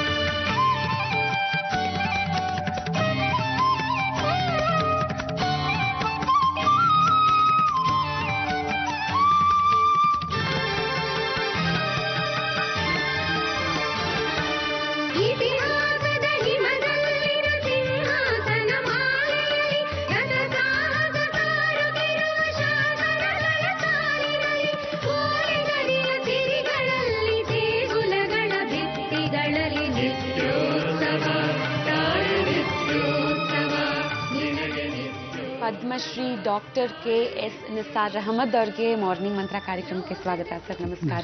ಸೌಜನ್ಯ. ನಮಸ್ಕಾರ ಅರುಣ್. ನಮಸ್ಕಾರ ಸರ್. ಸರ್, ತುಂಬಾ ತುಂಬಾ ತುಂಬಾ ಸಂತೋಷ ಆಯ್ತು ನೀವು ನಮ್ಮ ಮಾರ್ನಿಂಗ್ ಮಂತ್ರ ಕಾರ್ಯಕ್ರಮಕ್ಕೆ ಬಂದಿದ್ದಕ್ಕೆ. ತುಂಬಾನೇ ಖುಷಿ ನಿಮ್ಮನ್ನ ಮಾತಾಡಿಸ್ತಿರೋದು. ಖಂಡಿತ ನನಗೆ ಮತ್ತೆ ಅರುಣ್ಗೆ ಮಾತ್ರ ಅಲ್ಲ, ನಮ್ಮ ಇಡೀ ಜಿ ಕನ್ನಡ ವಾಹಿನಿಗೆ ನಮ್ಮ ಜೀವನದಲ್ಲಿ ಯಾವತ್ತೂ ಮರೆಯೋದಕ್ಕಾಗದೇ ಇರುವಂತಹ ಒಂದು ದಿನ ಆಗಿರುತ್ತೆ ಇದು. ದೇವರು ನಿಮಗೆಲ್ಲ ಆಯುರಾರೋಗ್ಯ ಭಾಗ್ಯಗಳನ್ನು ಕೊಡಲಿ. ಜೊತೆಯಲ್ಲೇ ನಮ್ಮ ಕನ್ನಡ ರಾಜ್ಯೋತ್ಸವದ ಹಾಗೂ ದೀಪಾವಳಿಯ ಅತ್ಯಂತ ಹಾರ್ದಿಕ ಶುಭಾಶಯಗಳನ್ನು ನಿಮಗೆ, ನಿಮ್ಮ ಅಧಿಕಾರ ವರ್ಗಕ್ಕೆ ಮತ್ತು ಎಲ್ಲ ವೀಕ್ಷಕರಿಗೂ ನಾನು ಈ ಮೂಲಕ ಕೊಡ್ತೇನೆ. ಸರ್, ನಿಮ್ಮ ನಿತ್ಯೋತ್ಸವದ ಬಗ್ಗೆ ಮಾತಾಡೋದಕ್ಕೂ ಮುಂಚೆ ಕನ್ನಡ ಅಂದ್ರೆ ಏನು ಅಂತ ಕೇಳಿದಾಗ ಸಾಮಾನ್ಯ ಮನುಷ್ಯರು ನಾವು ಭಾಷೆ ಅಂತ ಅಂತೀವಿ, ಇಂಗ್ಲಿಷ್ನಲ್ಲಿ ಹೇಳ್ಬೇಕಂದ್ರೆ ಲ್ಯಾಂಗ್ವೇಜ್ ಅಂತ ಹೇಳ್ಬಿಡ್ತೀವಿ, ಕನ್ನಡ ನಮ್ಮಮ್ಮ ಅಂತೀವಿ. ನಿಸಾರ್ ಅಹಮದ್ ಅವರ ಭಾಷೆನಲ್ಲಿ ಹೇಳ್ಬೇಕಂದ್ರೆ, ನಿಮ್ಮ ಮಾತುಗಳಲ್ಲಿ ಹೇಳ್ಬೇಕಂದ್ರೆ ಕನ್ನಡ ಅಂದ್ರೆ ಏನು? ಕನ್ನಡ ಅಂದರೆ ಅದೊಂದು ಸಂಸ್ಕೃತಿಯ ಪ್ರತೀಕ. ಕೇವಲ ಭಾಷೆ ಅಷ್ಟೇ ಅಲ್ಲ, ಸಾಹಿತ್ಯ ಅಷ್ಟೇ ಅಲ್ಲ, ಅದು ಒಂದು ರೀತಿ ಸರ್ವಾಂಗೀಣವಾದ ಎಲ್ಲ ಅಭ್ಯುದಯಗಳನ್ನು, ಕರ್ನಾಟಕದ ಎಲ್ಲ ಪ್ರಗತಿಪರ ಧೋರಣೆಗಳನ್ನು ಒಳಗೊಂಡಿರುವಂತಹ ಒಂದು ಮಂತ್ರ ಸದೃಶವಾದ ಶಬ್ದ. ಅದು ಸಾಮಾನ್ಯ ಶಬ್ದ ಅಲ್ಲ. ರಾಷ್ಟ್ರಕವಿ ಕುವೆಂಪು ಅವರು ಕನ್ನಡವನ್ನು ಮಂತ್ರ ಅಂತ ಬಹಳ ಹಿಂದೆನೇ ಕರೆದಿದ್ದಾರೆ. ಕೇವಲ ಮಂತ್ರ ಅಷ್ಟೇ ಅಲ್ಲ, ಅದು ಸನ್ಮಂತ್ರ. ಯಾಕೆಂದರೆ ಇವತ್ತು ನಾವು ನೋಡಿದರೆ ಬಹುಶಃ ಜಗತ್ತಿನಲ್ಲೇ ಬಹಳ ಪ್ರಾಚೀನವಾದ ಭಾಷೆಗಳು ಬಹಳ ಇವೆ. ಭಾರತಕ್ಕೆ ಬಂದಾಗ ಬಹಳ ಪ್ರಾಚೀನವಾದ ಭಾಷೆಗಳಲ್ಲಿ ಕನ್ನಡವೂ ಒಂದು. ಉದಾಹರಣೆಗೆ ಅದರಲ್ಲೂ ದ್ರಾವಿಡ ಭಾಷೆಗಳಲ್ಲಿ ಕನ್ನಡ ಮತ್ತು ತಮಿಳು ಒಂದೇ ಬೇರಿನಿಂದ ಒಂದೇ ಸಲ ಹೊರಹೊಮ್ಮಿದ್ದವು. ಆಮೇಲೆ ಇತರೆ ಭಾಷೆಗಳು ದ್ರಾವಿಡ ಭಾಷೆಗಳು ಬಂದವು. ಪ್ರಾಚೀನತೆಯ ದೃಷ್ಟಿಯಿಂದ ಅಷ್ಟೇ ಅಲ್ಲದೆ ಪ್ರಚಲಿತತೆಯ ದೃಷ್ಟಿಯಿಂದ ಇವತ್ತು ನಮ್ಮಲ್ಲಿ ಯಾವುದೇ ಒಂದು ರೀತಿಯ ಒಂದು ಆವಿಷ್ಕಾರ ನಡೆದಿರಲಿ, ವೈಜ್ಞಾನಿಕವಾದ ಮತ್ತು ತಾಂತ್ರಿಕವಾದ ಅಥವಾ ಸಾಹಿತ್ಯಿಕ ಸಾಂಸ್ಕೃತಿಕ ಯಾವುದೇ ಒಂದು ಆವಿಷ್ಕಾರ ಒಂದು ಸಂಶೋಧನೆ ನಡೆದಿದ್ದರೂ ಕೂಡ, ಒಂದು ಸೃಜನಶೀಲತೆ ವ್ಯಕ್ತವಾಗಿದ್ದರೂ ಕೂಡ ಬಹುಶಃ ಅದು ಒಂದು ರೀತಿಯಲ್ಲಿ ಕನ್ನಡದ ಒಂದು ಸತ್ವದ ಮೂಲಕ ಅಂತ ನಾನು ಹೇಳ್ತೇನೆ. ಕೇವಲ ಶಾಸ್ತ್ರೀಯ ಭಾಷೆಯಾಗಿ ಕನ್ನಡ ಉಳಿದಿಲ್ಲ ಇವತ್ತು, ಅದು ಇವತ್ತಿನ ಜರೂರುಗಳನ್ನು ಇವತ್ತಿನ ಅಗತ್ಯಗಳನ್ನು ಪೂರೈಸುವಂಥ ಒಂದು ಸಮೃದ್ಧವಾದ ಭಾಷೆಯಾಗಿದೆ. ಇದು ಬಹಳ ಮುಖ್ಯವಾದ್ದು. ಯಾಕಂದರೆ ನಾನು ಬಹುಮಾನ್ಯತೆ ಬಂದ್ಬಿಡುತ್ತೆ ಅಂತ ನಾನು ಭಾವಿಸಲ್ಲ ಬಹುಮಾನಗಳಿಂದ. ಆದರೆ ನಮಗೆ ಬಂದಿರೋವಂಥ ರಾಷ್ಟ್ರಮಟ್ಟದ ಪ್ರಶಸ್ತಿಗಳು, ಅಂತಾರಾಷ್ಟ್ರೀಯ ಮಟ್ಟದ ಒಂದೆರಡು ಪ್ರಶಸ್ತಿಗಳನ್ನು ನೋಡಿದರೆ ಬಹುಶಃ ನಮ್ಮ ಈ ಭಾಷೆ ಬೇರೆ ಭಾಷೆಗಳನ್ನು ಸ್ವಲ್ಪ ಹಿಂದಿಕ್ಕಿ ಮುಂದೆ ಹೋಗಿದೆ. ಇದು ಕೂಡ ಒಂದು ರೀತಿಯಲ್ಲಿ ಸಾಂಕೇತಿಕವಾಗಿ ನಮ್ಮ ಭಾಷೆಯ ಮೇಲ್ಮೆಯನ್ನು, ಮಹತ್ವವನ್ನು ಮತ್ತು ಪುರೋಭಿವೃದ್ಧಿಯನ್ನು ಸೂಚಿಸುತ್ತೆ ಅಂತ ನಾನು ಭಾವಿಸ್ತೇನೆ. ಬಹಳ ಖುಷಿ ಆಯ್ತು ನಿಮ್ಮ ಒಂದು ಮಾತುಗಳಲ್ಲಿ ಕನ್ನಡ ಅಂದ್ರೆ ಏನು ಅಂತ ತುಂಬಾ ಸೊಗಸಾಗಿ ಹೇಳಿದ್ರಿ. ಹಾಗೆ ಇವಾಗ ನಿಮ್ಮ ನಿತ್ಯೋತ್ಸವದ ಬಗ್ಗೆ ಮಾತಾಡ್ತಾ, ಯಾರು ಕೇಳಿಲ್ಲ ಈ ಹಾಡನ್ನ? ಎಷ್ಟು ವರ್ಷಗಳಿಂದ ಕೇಳ್ತಾ ಬಂದಿದ್ವಿ. ಮುಂದಿನ ಒಂದಷ್ಟು ಸಾವಿರ ವರ್ಷಗಳಿಗೂ ಕೂಡ, ನೂರಾರು ವರ್ಷಗಳಿಗೆ ಕೂಡ ಯಾವತ್ತೂ ಜನರು ಇಷ್ಟಪಟ್ಟು ಕೇಳುವಂತಹ ಹಾಡುಗಳಲ್ಲಿ ಪ್ರಥಮ ಸ್ಥಾನ ನಿತ್ಯೋತ್ಸವಕ್ಕಿರುತ್ತೆ. ಒಂದಷ್ಟು ದಶಕಗಳಿಗೆ ಇವಾಗ ನಾವು ಸ್ವಲ್ಪ ಹಿಂದೆ ಹೋದ್ರೆ, ನೀವು ನಿತ್ಯೋತ್ಸವವನ್ನ ಬರೆದಿದ್ದು ಯಾವಾಗ ಅನ್ನೋ ನೆನಪು ಹಂಚಿಕೊಳ್ತೀರಾ ನಮ್ಮ ಜೊತೆ? ಅದು ನಾನು 1968ರಲ್ಲಿ ಬರೆದೆ. ಶಿವಮೊಗ್ಗದಲ್ಲಿದ್ದಾಗ ಇಲ್ಲಿಂದ ನನಗೆ ಬರಗಾಗಿತ್ತು. ಬೆಂಗಳೂರಿಂದ ಹೊಸ ವಾತಾವರಣ, ನಾನೊಬ್ಬನೇ ಇದ್ದೆ, ನಮ್ಮ ಕುಟುಂಬ ಎಲ್ಲ ಇಲ್ಲೇ ಇತ್ತು. ಹೀಗಾಗಿ ಸ್ವಲ್ಪ ಕಾಲದಲ್ಲಿ ಶಿವಮೊಗ್ಗ ಹೇಗಿತ್ತು ಅಂದರೆ ಸುತ್ತ ಒಂದು ವನಸಿರಿಯಿಂದ ಆವೃತವಾಗಿತ್ತು. ನಾನಿದ್ದ ಜಾಗದಿಂದ, ನನ್ನ ವಾಸ್ತವ್ಯದ ನೆಲೆಯಿಂದ ಕೇವಲ ಅರ್ಧ ಕಿಲೋಮೀಟರ್ ಹೋದರೆ ಅಲ್ಲಿ ನೀವು ನೋಡ್ಬೋದಾಗಿತ್ತು. ಪ್ರಕೃತಿ ತಾನಾಗಿ ಬಂದು ಕೈಕುಲ್ಕೋ ಹಾಗಿರ್ತಿತ್ತು. ಅಲ್ಲಿನ ತುಂಗಿಯ ನಾಲೆ ಆಗಲಿ, ಸುತ್ತಮುತ್ತಲಿನ ಕಬ್ಬಿನ ಗದ್ದೆಗಳಾಗಲಿ, ಅಥವಾ ತೆಂಗಿನ ಮತ್ತು ಅಡಿಕೆ ತೋಟಗಳಾಗಲಿ, ಇನ್ನೂ ಮುಂದುವರೆದು ಹೇಳಬೇಕಾದ್ರೆ ಅಲ್ಲಿನ ಕೆರೆ, ಅಲ್ಲಿ ಬಿಳಿದಿದ್ದ ತಾವರೆಗಳು, ಮತ್ತೆ ಅದೆಲ್ಲಕ್ಕಿಂತ ಹೆಚ್ಚಾಗಿ ಹಕ್ಕಿಗಳ ಆ ಕಲರವ. ನಾನೇ ಬರ್ದೀನಿ ಹಿಂದೆ. ಈ ಸಂಜೆ ಹೊತ್ತು ನಾನು ಹೋಗಿ ಏಕಾಂತ ಸ್ಥಿತಿಯಲ್ಲಿ ಆ ನಾಲೆಯ ಪಕ್ಕದಲ್ಲಿ ಊರಿಗೆ ದೂರ ಹೋಗಿ ಒಬ್ಬನೇ ಕೂತಿರುವಾಗ ಆ ಪಕ್ಕದ ಕಬ್ಬಿನ ಗದ್ದೆಗಳಿಂದ ಈ ಗುಬ್ಬಚ್ಚಿಗಳ ಧ್ವನಿ ಹೇಗೆ ಬರ್ತಿತ್ತು ಅಂದರೆ, ಯಾರಾದರೂ ಜೇಬಲ್ಲಿ ಒಂದು ಜೇಬ್ ತುಂಬ ಚಿಲ್ಲರೆ ತುಂಬಿಕೊಂಡು ಓಡಿದ್ರೆ ಹೇಗಿರುತ್ತೆ, ಚಿಲ್ಲಿ ಆ ಥರ ಹೋಗುತ್ತೆ. ಕಿವಿ ಕೆಲವು ಸಲ ಗಡಚಿಕ್ಕೋ ಅಂತ ಶಬ್ದ ಬರೋದು, ಎಷ್ಟು ಆಪ್ಯಾಯಮಾನವಾಗಿರೋದು, ಮನಸ್ಸನ್ನು ಪ್ರಫುಲ್ಲಗೊಳಿಸೋದು ಅಂದರೆ ನನಗೆ ಇವತ್ತು ನೆನೆದ್ರೆ ಅವೆಲ್ಲ ಬಹುಶಃ ಒಂದು ರೀತಿಯಲ್ಲಿ ಹಳವಂಡಕ್ಕೆ ಒಳಗಾಗ್ತೇನೆ. ನಾಸ್ಟಾಲಜಿ ಅಂತೀರಲ್ಲ, ನಾವು ಅಷ್ಟೇ ಈ ಹಾಡನ್ನ ಕೇಳ್ತಾ ನಮ್ಮ ಸುತ್ತಮುತ್ತ ಇದೇ ತರ ಗಿಡ ಮರಗಳಿದೆಯೇನೋ, ವನ ಸಿರಿ ಮಧ್ಯೆ ನಾವು ಕೂತಿದ್ದೀವೇನೋ ಅಂತ ಅನ್ಸುತ್ತೆ. ಈ ಹಾಡಿನಲ್ಲಿ ನಿತ್ಯೋತ್ಸವ ಅನ್ನೋ ಪದ ಹೊಳ್ದಿದ್ ಹೇಗೆ ಪ್ರೊಫೆಸರ್ KS ನಿಸಾರ್ ಅಹಮದ್ ಅವ್ರಿಗೆ? ಸರ್, ನಿಮ್ಮ ನಿತ್ಯೋತ್ಸವದ ಬಗ್ಗೆ ನೀವು ಹೇಳ್ತಿದ್ರಿ, ಹೇಗೆ ನಿಮ್ಗೆ ಈ ಸಾಲುಗಳು ಹೊಳಿತು? ಯಾಕಂದ್ರೆ ಶಿವಮೊಗ್ಗದಲ್ಲಿ ಇದ್ರಿ, ನೀವು ಒಬ್ಬರೇ ಇದ್ರಿ, ಆ ಪ್ರಕೃತಿಯನ್ನ ನೋಡ್ತಾ ನೀವು ಬರೀತಿದ್ರಿ ಅಂತ. ಆದ್ರೆ ಈ ನಿತ್ಯೋತ್ಸವ ಅನ್ನುವಂಥ ಒಂದು ಪದ ಏನಿದೆ, ಆ ಮನಸ್ಸಿನಲ್ಲಿ ಹೇಳೋದಕ್ಕಾಗದೇ ಇರುವಂತಹ ಖುಷಿ ಹುಟ್ಟತ್ತೆ. ಆ ಒಂದು ಪದವನ್ನ ಕೇಳಿದ ತಕ್ಷಣ ನಾವು, ಈ ಒಂದು ಪದ ನಿತ್ಯೋತ್ಸವ ಅನ್ನೋದು ಹುಟ್ಟಿದ ಹೇಗೆ? ಅದಕ್ಕೆ ಬಹಳ ವಿವರಣೆ ಬೇಕು. ಆದರೆ ತುಂಬ ಸಂಕ್ಷಿಪ್ತವಾಗಿ, ತುಂಬ ಒಂದು ರೀತಿಯಲ್ಲಿ ಚುಟ್ಕಾಗಿ ಹೇಳಬೇಕಾದ್ರೆ 1968ನೇ ಇಸ್ವಿಯಲ್ಲಿ ಆಕಾಶವಾಣಿಗೆ ನಾನು ತಿಂಗಳ ಹೊಸ ಹಾಡು ಅಥವಾ ಒಂದು ನವಸುಮ ಅಂತ ಪ್ರತಿ ತಿಂಗಳು ಒಬ್ಬ ಕವಿಯ 5 ಹಾಡುಗಳನ್ನು ಹೇಳೋರಾಗ ಹೇಳ್ಸೋರು, ಅವರಿಂದ ಹೇಳಿಸೋರು ಮತ್ತೆ ಅದನ್ನು ಹಾಡಿಸೋರು. ಆಗ ನನಗೆ ನವೆಂಬರ್ ತಿಂಗಳಲ್ಲಿ ಅಂಥ ಒಂದು ಅವಕಾಶ ಸಿಕ್ತು. ನನಗೆ ಕಾಗದ ಬರ್ತಿದ್ದೆ, ನಾನು ಶಿವಮೊಗ್ಗದಲ್ಲಿದ್ದೆ ಆಗ. ನಾನು ಯಾವುದೋ ರಜಾಕ್ಕೆ 5-6 ದಿವಸ ಬೆಂಗಳೂರಿಗೆ ಬಂದಿದ್ದೆ. ಜಯನಗರದಲ್ಲಿ ಟಿ ಬ್ಲಾಕಲ್ಲಿ ನಮ್ಮ ತಂದೆಯವ್ರ ಮನೆಯಲ್ಲೇ ಇದ್ದೆ. ಆಗೊಂದು ಅನಿವಾರ್ಯವಾದ ತುರ್ತಿನ ಕರೆ ಬಂತು ಆಕಾಶವಾಣಿ. ನಮ್ಮ ಮನೆಗಲ್ಲ, ಎದುರಿಗೆ ನಮ್ಮ ಮನೇಲಿ ಫೋನ್ಗಳಿಲ್ಲ. SB ರಾವ್ ಅಂತಿದ್ರು ಡಾಕ್ಟ್ರ್ ಮನೆಯಲ್ಲಿ. ಅವ್ರು ಹೇಳಿ ಕಳಿಸೋರು, ಏನಪ್ಪ ನೀವು ಇನ್ನೂ ಪದ್ಯ ಕಳಿಸಿಲ್ಲ, ನಾವು ಮೈಸೂರಿಗೆ ಸೈಕ್ಲೋ ಸ್ಟೈಲ್ ಮಾಡಿ ಹಾಡೋರ್ಗಿಬ್ಬರು ಕಳಿಸ್ಬೇಕಾಗಿದೆ. ಆ ಕಾಲದಲ್ಲಿ ಸೈಕ್ಲೋ ಸ್ಟೈಲು ಟ್ರಂಕಾಲ್ ಬುಕ್ ಮಾಡ್ಬೇಕಾಗಿದೆ. ಅವರು ನನ್ನ ಯಾವುದನ್ನ ದೂರವಾಣಿ ಕಣ್ಣು ಹಿಡಿದಿದ್ದು ಹೇಗೆ, ನಮ್ಮ ಪ್ರಿನ್ಸಿಪಾಲ್ರಿಗೆ ಫೋನ್ ಮಾಡಿ ಟ್ರಂಕಾಲ್ ಮಾಡಿದಾಗ ಅವ್ರು ಇಲ್ರಿ, ಊರಲ್ಲಿಲ್ಲ, ಬೆಂಗಳೂರಲ್ಲೇ ಇದ್ದಾರೆ, ಅವ್ರು ನೋಡಿಪ್ಪ ಅವರ ಇದಿದೆ ಟೆಲಿಫೋನ್ ನಂಬರ್ ಎಲ್ಲೋ ಅಲ್ಲಿ ಪಕ್ಕದ ಮನೆಯದು ಮಾಡಿ ಅಂದಾಗ ಅವ್ರು ಮಾಡಿದ್ದಾರೆ. ನನಗೆ ಸ್ವಲ್ಪ ಗಾಬರಿ ಆಯಿತು. ನಾಳೆ ಬೇಕೇ ಬೇಕು, ನಮ್ಮ 11 ಗಂಟೆ ಹೊತ್ತಿಗೆ ನಾವು ಕಳಿಸ್ಲೇಬೇಕು ಸೈಕ್ಲೋ ಸ್ಟೈಲ್ ಮಾಡಿ. ಆಮೇಲೆ ವಾದ್ಯ ಅವ್ರಿಗೆಲ್ಲ ಹೇಳಿದ್ವಿ. ಸರಿ ಆಯ್ತಪ್ಪ ಅಂತ ಅವತ್ತು ರಾತ್ರಿ ನಾನು ನಮ್ಮ ಜಯನಗರದ ಮಾಳಿಗೆ ಮೇಲೆ, ಅಂದರೆ ಎಲ್ಲ ನನ್ನ ಮೈ ಕೈ ಮನಸ್ಸು ಎಲ್ಲ ದೇಹ ಎಲ್ಲ ಶಿವಮೊಗ್ಗ ಮತ್ತು ಸುತ್ತಮುತ್ತಲಿನ ಪ್ರಕೃತಿಯ ಪರಿಸರ ತುಂಬಿಕೊಂಡಿತ್ತು ನನ್ನದಾಗ. ಸರಿ, ಜೋಗ ತುಂಗೆನ ಪ್ರತಿ ದಿವಸ ನೋಡ್ತಿದ್ದೆ. ಯಾಕೆಂದ್ರೆ ಕಾಲೇಜಿಗೆ ಹೋಗ್ಬೇಕಾದ್ರೆ ಸಹ್ಯಾದ್ರಿ ಕಾಲೇಜಲ್ಲಿ ನಾನು ಅಧ್ಯಾಪಕ ಆಗಿದ್ದು. ಊರಿಂದ ಹೋಗ್ಬೇಕಾದ್ರೆ ಆ ಹಳೆ ಸೇತುವೆ ದಾಟಿ ಹೋಗ್ಬೇಕಾದ್ರೆ ತುಂಗೆ ಮೇಲೆ ಅಲ್ಲಿ ನಡೆಸ್ತಿದ್ದ ಆ ಒಂದು ಗದ್ದೆ ಮತ್ತು ತೋಟಗಳು ಇತ್ಯಾದಿಗಳು. ಅದು ತಕ್ಷಣ ನನಗೆ ಶತಪಥ ತಿರುಗಿ ಏನು ಬರೆಯೋದು ನಾಳೆ 11-12 ಕೊಡಬೇಕಲ್ಲ ಅಂದಾಗ ಇದ್ದಕ್ಕಿದ್ದ ಹಾಗೆ ತಾನಾಗಿ ನೋಡಿ, ಅದಕ್ಕೆ ಈ ಸೃಜನಶೀಲ ಪ್ರಕ್ರಿಯೆ ಅಂತ ಏನಂತೀವಿ, ಕ್ರಿಯೇಟಿವ್ ಪ್ರೊಸೆಸ್, ಅದು ನಾವು ತಿಳ್ಕೊಂಡ ಹಾಗಲ್ಲ. ಎಷ್ಟೋ ಸಲ ನಮ್ಮನ್ನು ದಾಟಿ ಅದು ಒಳ ಮನಸ್ಸಿನ ಪದರಗಳಿಂದ ಬಹುಶಃ ಸುಪ್ತಾಂತರಾಳದ ಒಂದು ರೀತಿಯ ಪ್ರಕ್ರಿಯೆ, ಅದು ಪ್ರೋಸೆಸ್ ಅಂತ ಕಾಣುತ್ತೆ. ನಾನು ತಿರುಗಬೇಕಾದ್ರೆ ಏನು ಬರೀಲಿ ಅಂತ ಗೊಂದಲ ಸ್ಥಿತಿಯಲ್ಲಿದ್ದಾಗ ತಾನಾಗಿ ನಿತ್ಯೋತ್ಸವ ತಾಯಿ ನಿತ್ಯೋತ್ಸವ ಅನ್ನೋ ಸಾಲು ಹೊಳೀತು ನನಗೆ. ಆಮೇಲೆ ನನಗೆ ಸ್ವಲ್ಪ ಆಶ್ಚರ್ಯ ಆಯ್ತು. ನಿತ್ಯ ಉತ್ಸವ ಅಂದರೆ ದಿವಸ ನಡೆಯೋದು, ಇನ್ನು ನಿತ್ಯ ಅಂದರೆ ಶಾಶ್ವತ. ಎರಡೂ ಅರ್ಥಗಳು, ಸದ್ಯತ್ವ ಮತ್ತೆ ಸಾರ್ವಕಾಲಿತ್ವ ಕಾಲತ್ವ, ಇದೆರಡೂ ಕೂಡ ಸೇರ್ಕೊಂಡು ಬಂತಲ್ಲ ನನಗೆ ಆಶ್ಚರ್ಯ ಆಯ್ತು. ಸರಿ ಸರಿ, ಏನು ಬರೀಲಿ? ನಮ್ಮ ನವೆಂಬರ್ ತಿಂಗಳು ಕನ್ನಡದ ತಿಂಗಳು, ನಾನಿರೋದು ಶಿವಮೊಗ್ಗ ಈಗ ಸದ್ಯಕ್ಕೆ. ಸೊ ಆದ್ರಿಂದ ಪ್ರಕೃತಿಯ ಬಗ್ಗೆ ಬರಿಬೇಕು. ಶತಮಾನಗಳಿಂದ ಪ್ರಕೃತಿ ಕನ್ನಡ ತಾಯಿಗೆ ತನ್ನ ಅರ್ಚನೆಯನ್ನ, ತನ್ನ ಪೂಜೆಯನ್ನ, ತನ್ನ ಗೌರವವನ್ನು ಅರ್ಪಿಸ್ತಾಳೆ. ಮನುಷ್ಯರು ಈ ರಾಜ್ಯೋತ್ಸವದ ರೀತಿಯಲ್ಲಿ ಮಾಡೋದು ಬೇರೆ, ಮತ್ತೆ ಹಾಗೆ ಅದು ಪ್ರಕೃತಿ ಆಯಿತು. ಇನ್ನೊಂದು ನಮ್ಮ ಇತಿಹಾಸ, ಹಿಂದಿನ ಗತೇತಿಹಾಸ ಇದೆಯಲ್ಲ, ಇದು ಕೂಡ ಇವತ್ತು ಎಲ್ಲಿ ನೋಡಿ ನೀವು ಎಂತೆಂಥ ದೇವಸ್ಥಾನಗಳು ಕಟ್ಟಡಗಳು ಅಷ್ಟೇ ಅಲ್ಲ, ಬರೀ ನಾನು ಬಂದು ಯಾವುದೇ ಧಾರ್ಮಿಕ ಇದ್ರೆ ಹೇಳ್ತಿಲ್ಲ, ಎಲ್ಲ ಧರ್ಮದ ಇದು ಕೂಡ ಈ ಕೋಟೆ ಕೊತ್ತಲೆಗಳು ನೋಡ್ಬೋದು, ಇವೆಲ್ಲ ನಮ್ಮ ಪರಂಪರೆಗೆ ಸೇರಿದ್ದು. ಆಮೇಲೆ ದೇಗುಲಗಳ ಭಿತ್ತಿಗಳಲ್ಲಿ, ದೇವಸ್ಥಾನಗಳ ಭಿತ್ತಿಗಳಲ್ಲಿ ಇರುವಂಥ ಚಿತ್ರಗಳು ಎಂಥ ಸುಂದರವಾದ್ದು. ನಮ್ಮ ಈ ಬೇಲೂರು ಹಳೆಬೀಡು ಅಷ್ಟೇ ಅಲ್ಲ, ಬಾದಾಮಿ, ಐಹೊಳೆ, ಪಟ್ಟದಕಲ್ಲು, ಮಹಾಕೂಟ ಎಲ್ಲೇ ಹೋಗಿ ನೀವು ಕರ್ನಾಟಕದ ಒಂದೊಂದು ಅಡಿ ಒಂದೊಂದು ಅಂಗುಲದ ನೆಲೆಯಲ್ಲೂ ಕೂಡ ಇಂಥ ಇದೆ. ಅದು ಇತಿಹಾಸದ ಬಗ್ಗೆ ಹೇಳಿದೆ.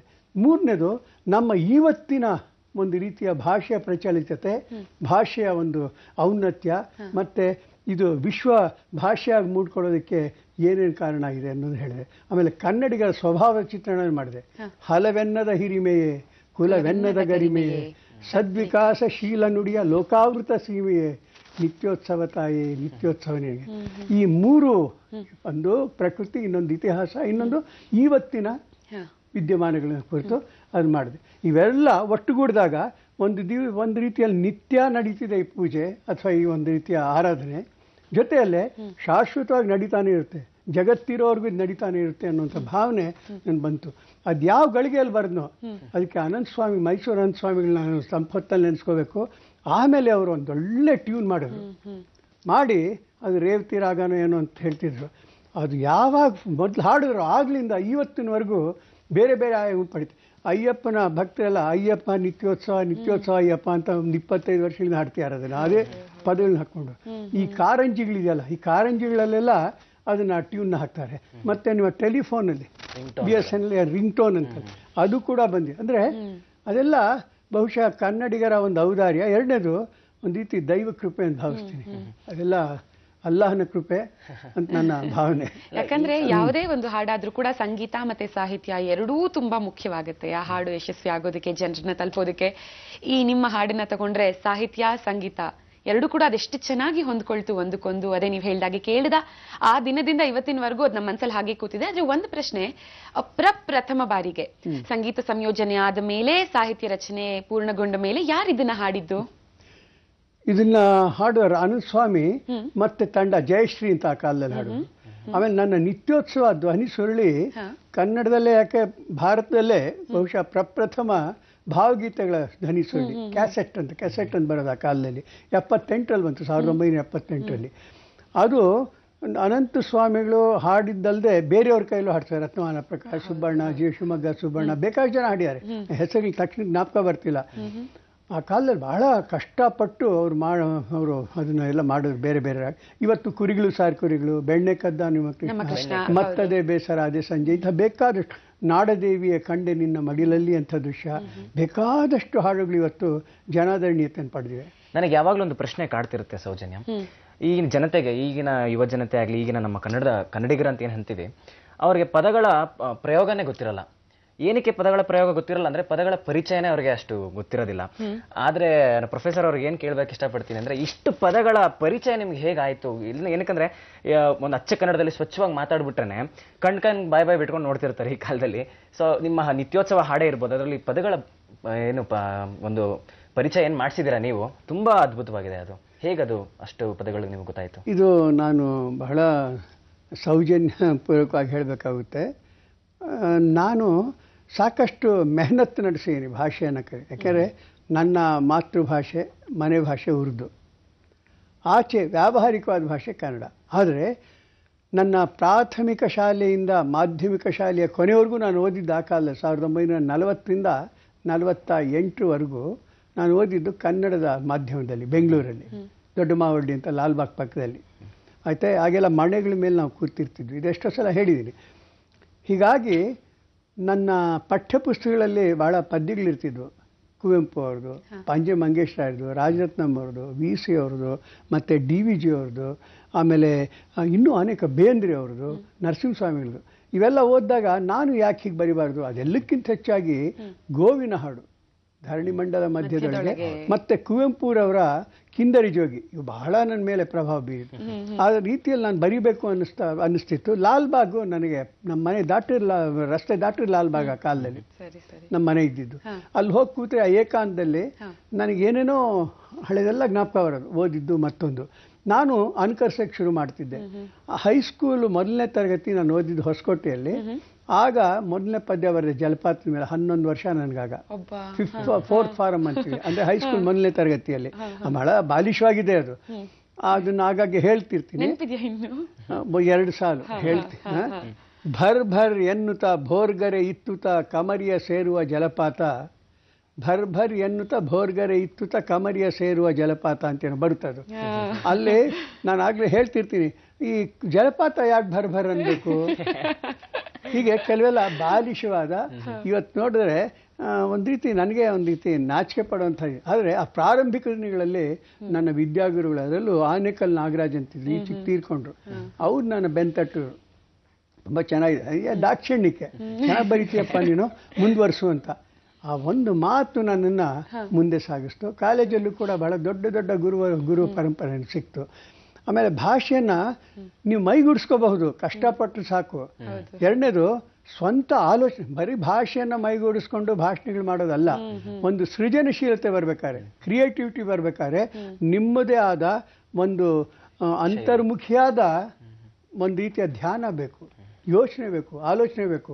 ಆ ಭಾಷೆಗೆ ತಕ್ಕ ಭಾವಗಳನ್ನು ಕೂಡಿಸುವಂಥ ಒಂದು ಶಕ್ತಿ ಬೇಕು. ಬಹುಶಃ ಆ ಶಕ್ತಿ ಕೆಲವು ಸಲ ಆರ್ಜಿಸ್ಕೊಳ್ತೀವಿ, ಇನ್ನು ಕೆಲವು ವೇಳೆ ಅದು ದೈವದತ್ತವಾಗಿ ಬರುತ್ತೆ. ನಾನು ಹೇಳಿದಲ್ಲ, ಕುರಿಗಳು ಅನ್ನೋ ಪದ್ಯ ಬರೆದಾಗ ಚೀನಿಯರ ಆಕ್ರಮಣ ಆದಾಗ 1962ರಲ್ಲಿ ಬರೆದ, ಕೊನೆಯಲ್ಲಿ ಬರೆದಿದ್ದು ನಾನು. 63ರಲ್ಲಿ ಒಂದು ಮ್ಯಾಗ್ಝಿನ್ ಬಂತು. ಆ ಪದ್ಯ ಬರೆದಾಗ ಕುರಿಗಳನ್ನ ಚಿಕ್ಕಂದಿಂದ ನೋಡ್ತಾ ಇದ್ದೀವಿ. ಚೀನಿಯರ ದುರಾಕ್ರಮಣ ನಮ್ಮ ಮೇಲಾಗಿ ಒಂದು ದೊಡ್ಡ ದುರಂತ ನಮ್ಮ ರಾಷ್ಟ್ರಕ್ಕೆ ಬಂದಾಗ, ವಿಪತ್ತು ಬಂದಾಗ ನಾನು ಎಷ್ಟು ತಲ್ಲಣ ನನ್ನಲ್ಲಿ ನಮ್ಮ ಮನಸ್ಸಲ್ಲಿ ತಳಮಳ ಉಂಟಾಗಿತ್ತು ಅಂದರೆ, ಹೋಗ್ತಿದ್ದೆ ನಾನು ರಸ್ತೆಯಲ್ಲಿ, ಒಂದು ಸಲ ಕುರಿ ಅಡ್ಡ ಬಂದಾಗ ನನ್ನ ತಕ್ಷಣ ಈ ಸಾಲುಗಳು ಬಂದು, ನಮ್ಮ ಆಳೋ ವರ್ಗ ಇದೆಯಲ್ಲ, ಈ ನಾಯಕ ವರ್ಗ, ಆಳೋ ವರ್ಗ, ಇದು ನಮ್ಮನ್ನ ಕುರಿಗಳಾಗಿ ಮಾಡ್ತಿದೆ. ನಮ್ಮ ಸೈನಿಕರು ಸರಿಯಾದ ತರಬೇತಿ ಕೊಟ್ಟಿಲ್ಲ, ನಮ್ಮ ಜನಗಳಿಗೆ ತಿಳುವಳಿಕೆ ಕೊಟ್ಟಿಲ್ಲ. ಏನು ನಡೀತಿದೆ ಆ ಹಿಮಾಲಯದಲ್ಲಿ? ಆ ಹೊತ್ತಿಗೆ ಚೀನಿಯರು ತೇಜ್ಪುರದವರೆಗೂ ಬಂದುಬಿಟ್ಟಿದ್ರು, ಅದು ನಮ್ಗೆ ಅರಿವೇ ಇಲ್ಲ. ಅಂದರೆ ಕುರಿಗಳನ್ನಾಗಿ ಮಾಡಿ ತಾವು ಮರದಡಿಯಲ್ಲಿ ತಾವು ಕೂತು ಮಾತು ಮಾತು ಮಾತು ಮಾತು ಮಾತಿನ ಗೈರತ್ತಿನಲ್ಲೇ ಕರಾಮತ್ತು ನಡೆಸೋದು. ನಾವು ಆಚೆ ಈ ಬಿಸಿಲಲ್ಲಿ ನಮ್ಮನ್ನು ದೂಡಿ ಅವ್ರು ಮರದಡಿಯಲ್ಲಿ ಕೂತ್ಕೊಂಡು ಅಂತ ಇದೆಲ್ಲ ಬರೆದಿದ್ದೆ ಆ ಕಾಲದಲ್ಲಿ. 62 ಕೊನೆ. ಇವತ್ತು ಕೂಡ ಅದು ಜನಪ್ರಿಯವಾಗಿದೆ. ತಮಾಷೆ ಏನು ಅಂದರೆ, ನಮ್ಮ ಪ್ರತಿಪಕ್ಷದ ನಾಯಕರಾದ ಗೋಪಾಲ್ ಗೌಡರು ಅದು ಬಂದ್ ಹೊಸದ್ರಲ್ಲಿ ನಿಜಲಿಂಗಪ್ಪನವ್ರ ಸರ್ಕಾರ ಇದ್ದಾಗ ಅದನ್ನ ಇಡೀ ಪದ್ಯನ ಅಸೆಂಬ್ಲಿಯಲ್ಲಿ ಓದಿದ್ರು ಆ ಕಾಲದಲ್ಲಿ. ಆಮೇಲೆ ನಮ್ಮ ವಾಟಾಳ್ ನಾಗರಾಜು ಅವರು ಕೂಡ ಬಹಳ ವರ್ಷಗಳಾದ ನಂತರ ಅದನ್ನ ಪೂರ್ತಿ ಓದಿದ್ರು, ದಾಖಲೆ ಆಗಿದೆ. ಅಂದ್ರೆ ಹೇಗೆ ಬೇರೆ ಬೇರೆ ಒಂದು ರೀತಿಯ ಸ್ತರಗಳ ಜನಗಳಿಗೂ ಕೂಡ ಒಂದು ಪದ್ಯ ಸಾರ್ವಕಾಲಿಕವಾಗಿ ಆಗಬಹುದು, ಅದನ್ನ ಮನದಟ್ಟು ಮಾಡ್ಕೊಂಡು ಅದನ್ನ ಬಳಸಬಹುದು ಅನ್ನೋದಕ್ಕೆ ಕೆಲವು ಪದ್ಯಗಳಿಂತ ಇವೆ. ನಂದೇ ಅಂತಲ್ಲ, ಬೇರೆ ಬೇಂದ್ರೆಗಳವರಲ್ಲಿದೆ, ಕುವೆಂಪು ಅವರಲ್ಲಿದೆ, ನಮ್ಮ ಟ್ಯಾಗೋರಲ್ಲಿದೆ, ಎಲ್ಲ ದೊಡ್ಡ ದೊಡ್ಡ ಕವಿಗಳು ಅವರಲ್ಲಿದೆ. ಆದರೆ ಆ ಒಂದು ಕಿಂಚಿತ್ ಪಾಲ್ ನನ್ನಲ್ಲೂ ಕೂಡ ಬಂದಿರಬಹುದು. ಸರ್ ನಿಮ್ಮ ಈ ಮಾತುಗಳನ್ನ ಕೇಳಿ ಅದೆಷ್ಟು ಖುಷಿ ಆಯ್ತು. ನೀವು ನಿಮ್ಮ ನಿತ್ಯೋತ್ಸವವನ್ನ ಹಾಡೋದನ್ನ ಕೇಳೋದಕ್ಕೆ ಆಗ್ಲೇ ಆ ಒಂದು ಕಾಯ್ತಿದೀವಲ್ಲ, ಅದ್ರಲ್ಲಿರುವಂತ ಖುಷಿನೇ ವರ್ಣಿಸೋದಕ್ಕಾಗ್ತಿಲ್ಲ. ಇವಾಗ ನೀವೇ ಹಾಡಬೇಕು. ನಾನು ನನ್ನ ಜೀವಮಾನದಲ್ಲಿ ಈ ಥರ ಹಾಡೋಕೆ ಪ್ರಯತ್ನ ನಾನಾಗಿ ಗುಣಕೊಳ್ತೀನಿ, ಆದರೆ ಬಹಳ ನನಗೇನು ಸಂಗೀತದ ತರಬೇತಿನೇ ಇಲ್ಲ. ಆದ್ರೆ ಸೇರಿಸ್ತೀವಿ ನಿಮ್ ಜೊತೆ. ನಾವೆಲ್ಲ ಪ್ರೀತಿ ಪೂರ್ವಕವಾಗಿ ಒತ್ತಾಯ ಮಾಡಿರೋದ್ರಿಂದ 2 ಸಾಲನ್ನ ಹಾಡ್ಕೊಂಡಿದ್ದಾರೆ. ಖಂಡಿತ ಸರ್. ಜೋಗದ ಸಿರಿ ಬೆಳಕಿನಲ್ಲಿ ತುಂಗೆಯ ತೆನೆ ಬಳುಕಿನಲ್ಲಿ ನಿತ್ಯ ಹರಿದ್ವರ್ಣವನದ ತೇಗ ಗಂಧ ತರುಗಳಲ್ಲಿ. ಸಾಕು, ನನಗೆ ಈ ರಾಗನೇ ಬದಲಾಯಿಸ್ಬಿಟ್ಟಿದೆ. ನಿಮ್ಮ ಬಲವಂತಕ್ಕೆ ನಾನು ಹೇಳಿದೆ, ಜನ ಅದೇನು ಅಂದ್ಕೊಳ್ತಾರೋ. ಖಂಡಿತ ಇನ್ನೂ ಖುಷಿ ಪಟ್ಟಿರ್ತಾರೆ. ಯಾಕಂದ್ರೆ ಮೊದಲ ಬಾರಿಗೆ ಅವರೇ ಗುನುಗುನುಗಿಸ್ಕೊಳ್ತಾ ಇದ್ರು ಯಾವಾಗ್ಲೂ ಮನೇಲಿ ಇರ್ಬೇಕಾದ್ರೆ, ಹೊರಗಡೆ ಇರ್ಬೇಕಾದ್ರೆ. ಮೊದಲ ಬಾರಿಗೆ ಇವತ್ತು ಮಾರ್ನಿಂಗ್ ಮಂತ್ರದಲ್ಲಿ ಅದನ್ನ ಹಾಡಿದ್ರು. ಇನ್ನು ಕೊನೆಯದಾಗಿ ಸಾಹಸಕ್ಕೆ ನಿಮಗೆ ನಾನು ಇಬ್ಬರಿಗೂ ಕೂಡ ಋಣಿಯಾಗಿದ್ದೀನಿ. ಸರ್, ಇವಾಗ ಕೊನೆಯದಾಗಿ ನೀವು ಒಂದು ಪದ್ಯ ಬರ್ಕೊಂಡು ಬಂದಿದ್ದೀರಾ ಕನ್ನಡ ರಾಜ್ಯೋತ್ಸವದ ಅಂಗವಾಗಿ, ಅದನ್ನ ಹೇಳ್ತೀರಾ? ಇಲ್ಲ, ಈಗ ಬರ್ಕೊಂಡಿದ್ದಲ್ಲ, ಬಹಳ ಹಿಂದೆ ಬೇಕಾಷ್ಟೆಲ್ಲ ಓದಿದ್ದೇನೆ. ಒಂದೊಂದು ವಾಹಿನಿಯಲ್ಲಿ ಒಂದೊಂದು ಓದ್ತೇನೆ. ಇದ್ಯಾವ್ದು ನಿನ್ನೆ ಒಂದು, ಇವತ್ತು ಬೆಳಿಗ್ಗೆ ಒಂದು ಬಂತು, ಬೇರೆ ಯಾವ್ದು ರೆಕಾರ್ಡ್ ಅಲ್ಲೊಂದು ಓದಿದ್ದೀನಿ. ನಾಡಿದ್ದೊಂದು ಬರುತ್ತೆ, 3ನೇ ತಾರೀಕು ಅಲ್ಲೊಂದು ಬರುತ್ತೆ. ನಿಮಗೆ ಇನ್ನೊಂದು ಬೇರೆ ಪಾದೆ ಎಲ್ಲ ಗೊತ್ತಿರೋದೆ, ಬಹಳ ಜನಕ್ಕೆ ಗೊತ್ತಿದೆ. ಆನಂದ ಸ್ವಾಮಿ ಇದಕ್ಕೂ ಬಹಳ ಸುಮಧುರವಾದ, ಅತ್ಯಂತ ಸುಶ್ರಾವ್ಯವಾದ ಒಂದು ರಾಗವನ್ನು ಹಾಕ್ಯಾರೆ. ಬಹಳ ಇದನ್ನ ಒಂದು ರೀತಿ ವೃಂದಗಾನವಾಗಿ ಹಾಡ್ತಾನೆ ಇರ್ತಾರೆ. ಓದ್ತೇನೆ.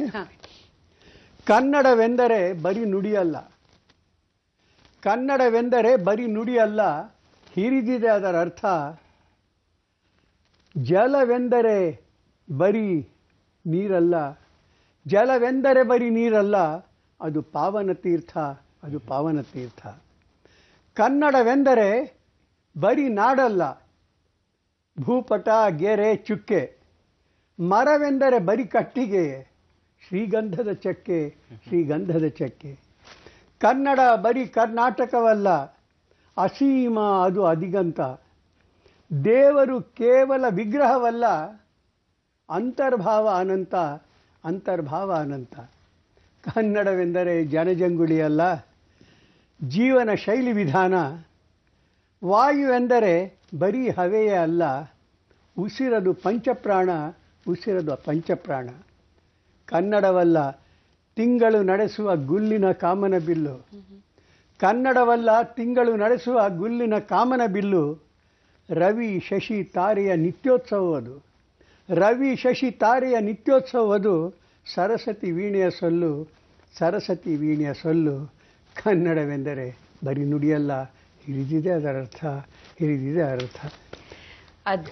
ಅದ್ಭುತವಾಗಿ ನಮ್ಮ ಜೊತೆ ಸಾಕಷ್ಟು ವಿಷಯಗಳನ್ನ ಹಂಚಿಕೊಂಡ್ರು. Thank you so much sir ಕಾರ್ಯಕ್ರಮಕ್ಕೆ ಬಂದಿದ್ದಕ್ಕೆ. ಇನ್ನೊಂದು ಮಾತು ನಾನು ಒಂದನ್ನ ಹೇಳೋಕ್ಕೆ ಪ್ರಯತ್ನ ಪಡ್ತೇನೆ. ಇವತ್ತು ರಾಜ್ಯೋತ್ಸವದ ಒಂದು ಶುಭಾಶಯವನ್ನು ಕೋರೋದಲ್ಲದೆ, ಈಗ ನಾಳೆಯಿಂದ ಶುರುವಾಗುತ್ತೆ, ನಾಳೆ ನಾಡಿದ್ರಿಂದ ದೀಪಾವಳಿ ಹಬ್ಬ, ನಮ್ಮ ಭಾರತದ ಒಂದು ವಿಶಿಷ್ಟವಾದ ಹಬ್ಬ.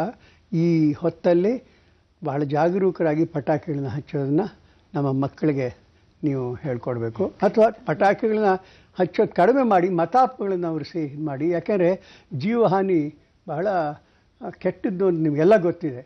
ಸ್ವಲ್ಪ ಅಚಾತುರ್ಯದಿಂದ ಏನೇನೋ ಒಂದು ಅನಾಹುತಗಳಾಗ್ಬೋದು.